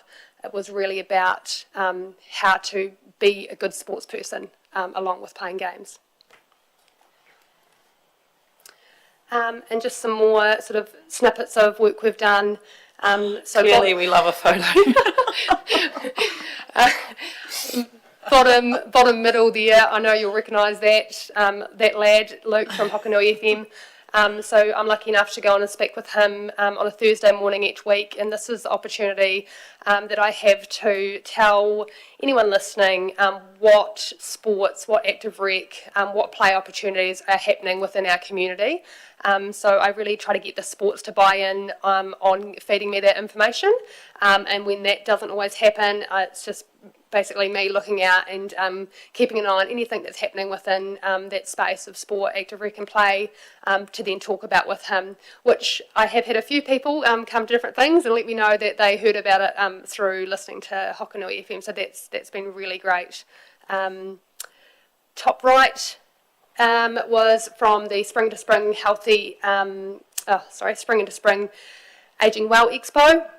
Sport Canterbury were lucky enough to be involved not just from our on the day participation, but also through our comms and creating a flyer that was able to be shared around, and from sitting in with that group organising the day. Left, a bit cheeky to put that in there, but it's something we're really proud of, and I think it's something that we benefit from, that then hopefully our community will benefit from. So being recipients of the Advanced Ashburton Community Foundation Fund for Professional Development. Top middle there, Healthy Active Learning. This was a hui that took place in Wellington that we were lucky enough to attend. And do you want to touch on that? Yep. So every year, the Healthy Active Learning team throughout New Zealand host a hui, and so we were lucky enough to be up in Wellington for 2 days, to be inspired by keynote speakers, attend inspiring workshops, and just keep those connections alive with all the other healthy active learners right throughout New Zealand. So we were lucky enough to have a couple of keynote speakers. One was Nathan Ricky, and he is from Ricky Consultancy, and his keynote was around Mataronga Māori and what this means in my mahi with healthy active learning, as one of our healthy active learning's outcomes is based around education settings valuing Mataronga Māori. So that was really awesome for me to then share my knowledge back in schools. And then Mark Mandino, he was another keynote speaker, and I've actually heard him a couple of times. He now runs Adventure Works. He had a surfboard accident back in 2015 and is now quadriplegic. Really interesting and inspiring person to listen to. So now he runs his own business that focuses on innovative outdoor leadership training programs for tamariki and rangatahi. So really inspired. And then a whole heap of workshops based around sort of upskilling me to then bring that knowledge back into our region and share that stuff with my schools. So, Amazing, thanks Annie. Cool, this is just in here, I've shoved it in here and sort of putting Anna on the spot to talk about it, but it is the scholarship that came from the Advanced Ashburton Community Organisation there, and this is what Anna got out of it, but it's more letting you know today than what she then offers to our community from this experience. So we felt very honoured to receive this scholarship. We were hoping we were going to be allowed to go together, but we weren't, so that's fine. So I actually jumped in on a wait list in November and got a spot straight away, which was really cool. They only take 2 intakes. It's a Women in Leadership course up in Anakiwa at Outward Bound. I don't want to share too much because Alice hasn't been yet. She goes in a couple of weeks, but it was absolutely incredible. Such an awesome experience. It wasn't your traditional 21 days. It was only a 5-day stint. No phones or smartwatches or anything, which I was quite nervous about, but that was actually the best thing for me. Got to do a whole lot of activities, a whole lot of time outside my comfort zone, a bit of a solo experience. And learnt a lot about myself and gained a lot of confidence around leadership, more so in my role. I don't really hold a leadership position, but I am the only one that is a healthy active learning facilitator in our region. So it was a really awesome opportunity. Thanks, mate. Cool, Megan. I don't have lots of pretty pictures. But firstly, I'd like to again thank and acknowledge the contribution that Ashburton District Council makes into Sport Canterbury, and we don't take it for granted, the partnership that we have with Ashburton District Council. We also appreciate and acknowledge that budgets are tight. It is an election year, everything is under scrutiny, very well aware of that, and we appreciate the privilege that we have to be able to work alongside you in order to achieve not only our outcomes but also outcomes that are beneficial to the Mid-Canterbury community. I also want to acknowledge, I think the last 15 or so minutes with Anna and Alice has shown you the breadth of work that has been achieved within your community as a result of having Anna and Alice in the Ashburton office, and I just want to acknowledge the work that they do and the breadth of work that they do. And what you'll see up there is the purpose of Sport Canterbury is that everything we do is about getting and keeping people engaged in play, sport, active recreation and physical activity to enhance the wellbeing of our communities. And one of the first things Alice spoke about was the importance of play. And play is the foundation of everything, and is the foundation of a healthy lifestyle. So to be able to have two people in your community dedicated to this kaupapa is really, really important, and we're incredibly proud of the results that we're starting to see. It's been an exciting 6 months that these two have been reporting on, and it kind of feels weird that we're sitting in February, almost halfway through the next 6 month period, with an eye to the next financial year. And it's been quite busy for us within Sport Canterbury because it's also aligned with not only the rollout of the new Sport New Zealand initiatives within the next 4 years of their 12-year strategic plan, but also our own internal strategic framework reporting and how that's now been aligned to governance mark, which we received through Sport New Zealand earlier in 2024. So in the papers you will have received an updated business case to you for the next financial year, and you'll see that sits in there as our revised strategic plan. And that links into the governance mark work that we have been doing. Looking ahead, the business case that we've presented to you is actually just a consolidation of what we have been doing for the last however long, actually, but in particular probably the last 12 to 18 months, where there's been this really pinpoint focus on what we know is most critical. Up there I've just picked out 2 or 3 highlights of pieces of work that we will continue to work on alongside your community. Our reporting, our strategy now speaks to strengthening the system, activating opportunities and providing leadership, advocacy and influence. And the last 15 minutes, you've seen this, you've heard this, the pictures speak for themselves. A couple of key things is that we're really committed to growing and developing the capability, capacity and sustainability of individuals and organisations to ensure that the needs of your community are being met and that they're not being driven by the Christchurch office. And there's a really key focus for us around attitudinal and behaviour change. And that lends itself not only to the work that Alice is doing in that sports space, but also to the work that Anna is able to do for us within the primary school sector. We continue to activate opportunities and to work and partner with providers and organisations to ensure that our priority populations are getting access to physical activity and that those barriers are being removed where it's applicable, and one of the best ways for us to be able to do that is through the continued activation of tūmanawa. The reporting period that Anna and Alice has just spoken to, there's actually been 2 tūmanawa funds distributed in that period, and we're about to, well, the 3rd round is currently open, and it's been quite pleasing to see an increased uptake from Mid-Canterbury. And when I checked the tūmanawa application portal last night, so the 3rd round is currently open. We only have 1 application currently in there, and it is from a Mid-Canterbury organisation. And then finally, the 3rd piece of work that we're continuing to consolidate on is around the provision of leadership, advocacy and influence across the sector. And a really good example of that is with having Alice's influence on the bike skills, that Safe Mid-Canterbury piece, the ability to be able to access funding through our spaces and places. So if you don't mind just flicking to the next slide. Absolutely. Thanks, Alice. What you'll see is that while you have Anna and Alice sitting here with you on a daily basis in your region, the partnership with Sport Canterbury enables us to bring a whole heap more to the table, and we endeavour to continue to do that not only into the next 12-month period but also beyond. So thank you for your time and opportunity to be in front of you again today. This is a really important thing for us to be able to sit with you to demonstrate the value add that I believe our team bring, but also have an opportunity just to connect. So thank you very much. No, thank you. That was a really good presentation. Is that This is us. It's us. Dylan. It's us. Yeah. This is just another Skyty photo of something cool we've done in one of our schools. This is Basketball NZ fund school hoops in schools, and through Anna's connection, she was able to sort of do a bit of a pick me for one of our region schools, which is great to have them in our region. And then she went round through her knowledge and access into the schools to find a school that was needing a hoop.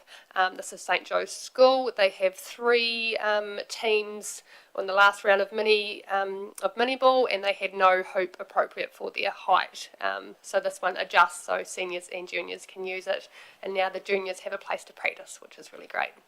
Especially within this school has a high population of basketball because it is a cultural game for our Filipino community. So it's really cool to see.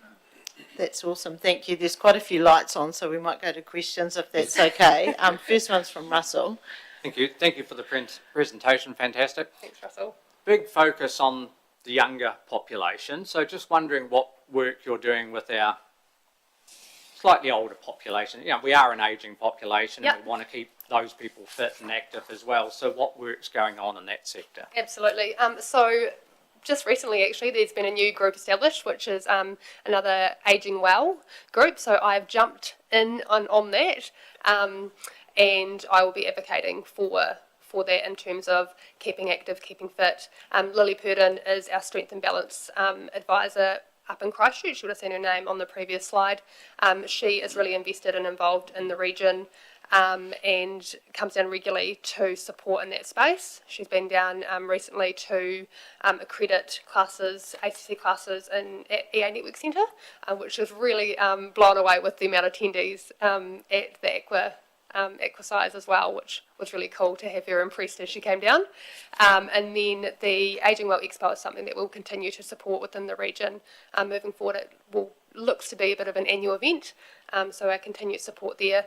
And then just within sport, we really do advocate for that space as well, and that's through our Sector Connects. Thank you. Lynette. I'm going to the other end. Do you connect with preschools or play centres? Because I know there's we heard at a meeting the other day, there is in the rural environment, there is children out there that never attend any of these sessions, and it has become a bit of a concern because they're isolated, and wondering what could be done in that space, pop-ups or something, and to getting children in the district together, or whatever. Megan's going to say, see the hospital pass? No, a long story short, yeah. No, I don't. No, I'm solely primary at this stage. Yeah. So the challenge we have is how our funding comes into us and what we're able to do with that, and the initiatives that we are linked to. So that you will understand that our biggest partner is Sport New Zealand. So for example, Anna's Healthy Active Learning work, that is solely focused at primary and intermediate age children. We have been doing some work, not specifically here in Ashburton, but within some other regions with my Tamariki lead, who's been doing a lot of work to support a couple of our councils and territorial authorities around the development of play, active recreation and sports strategies and plans. And the focus for that, when we're talking about your particular population, is ensuring that there is opportunity to access easily play, because we talk about play for tamariki, for children under the age of 12, we speak to play, to ensure that irrespective of where those people live, that there's opportunities to access and engage with the relevant community organisations, but it's not a space that we directly work into. And just to add to that, I think there is a new organisation, Happy, that is targeting those preschool... rural communities that don't attend preschool, but to come in and give those opportunities. And within preschools, the teachers are often the biggest play champions that you can come across. That's a lot of their learning and teaching comes from the purpose of play. So they do a really good job in that space. And those who don't attend preschool, there are other opportunities within, like EA Network Centre, who do great mums and bubs classes, and what's that one that we went and watched the other day? With all the gear. tumble time. Yeah. Yeah, they do some really cool stuff within the community. And then I guess within the Bike Skills Park, that's probably the only space where I've really been considering the play side of things for those under 5 as well. Thank you. Tony? Thank you, ladies. Heard your dulcet tones on the radio this morning, Alice, so Oh, thank you. spreading our love again, which is great. Oh, good. You allude in your reports, or read sections, that sections of our community are still being inactive in the sporting codes. So how do you motivate people to get off their devices or get off their couches?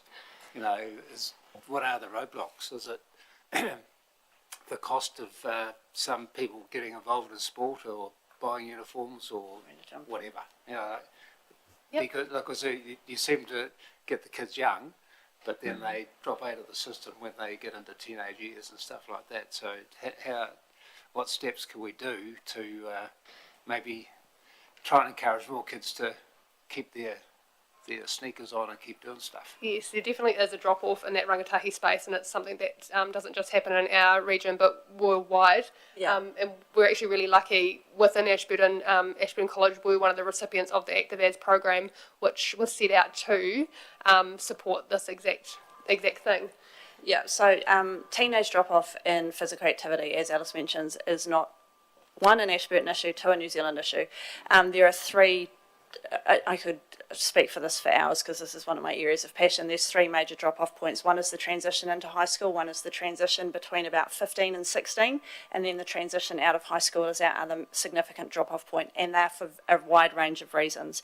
As Alice spoke to, Active As is a hugely successful initiative post-year one that Sport New Zealand are funding into Ashburton College. They're one of 4 schools in the Canterbury region. They are receiving, I think they are getting $100,000 per year for 3 years, and it's based on school size. The intended purpose of Active As is to provide physical activity opportunities to young people within the school community to, one, re-engage them in physical activity that is not traditional sport, two, to improve wellbeing, and three, to address an educational need. But one of the other things that we're hearing, there's 3 or 4 other things at play at the moment, in addition to the key drivers of those drop-off points. We're in a reasonably interesting economic environment where discretionary spend is being challenged, and so families are having to make some decisions around what that discretionary spend, even if they have that money available to them, how that goes on, which linked with sports still living in a traditional mindset around how sport is delivered, and your stock standard 15-week season costing whatever it might cost doesn't necessarily align with the motivations and drivers of our young people or families anymore. So there's actually a massive system change that we're trying to support at a regional level that's being driven from a national level. So it's incredibly complex. It's not a short-term fix, but I'm hoping that some of the work that Alice in particular is able to do with the support of our sport development team out of Christchurch is starting to address some of that, but it's actually a complex societal issue, in short. Could go on for quite some time. Thank you. We'll go to Phil's question. Thank you. The Kayako professional development and similar, is there any cost to the schools? Do they pay anything for that development? It's all free, and we even provide the afternoon tea. Wow. So It's just their time, pretty much. That's why we sort of keep them till 1 hour. We know they are really time poor, but yeah, so we just keep them to an hour. They come, have afternoon tea ready for them, and yeah, no cost at all. Okay, and second question, if I may, please. I'm the council rep with the YAG, the Youth Advisory Group. Are you guys happy to work in with them? They're talking about doing stuff in the future, like maybe a colour run and things like that, but Yep, absolutely. none of us have any experience with it. So can we seek your advice? Do you help at the activity itself? Where does that sort of start and finish? Yeah, absolutely. So I'm just jumped on that group. So absolutely keen to support in that space, and that could look like us supporting on the day for facilitation, advice all the way through. Yeah, absolutely. Cool. Yeah. Thank you. Oh, Hamish, you've got a question.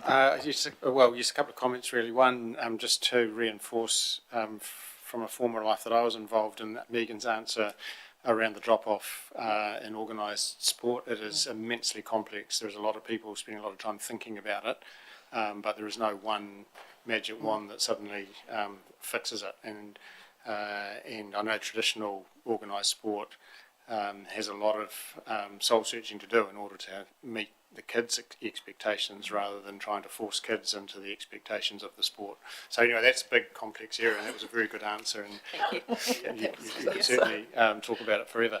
But the other thing, Madam Chair, with your support, I just wanted to actually thank Sport Canterbury for all the work you do, but in particular, Megan referred to the relationship with council and reflected on that a little bit, and we, without our councillors being aware of it, hence me saying it, we had reason to call on the relationship recently around some need for support around a program at EA Network Centre that was a little bit out of the system, and the process wasn't quite built to meet the needs that we had, and we were able to actually reach out, in that case to Julian, but generally to Sport Canterbury, for some flexibility around process.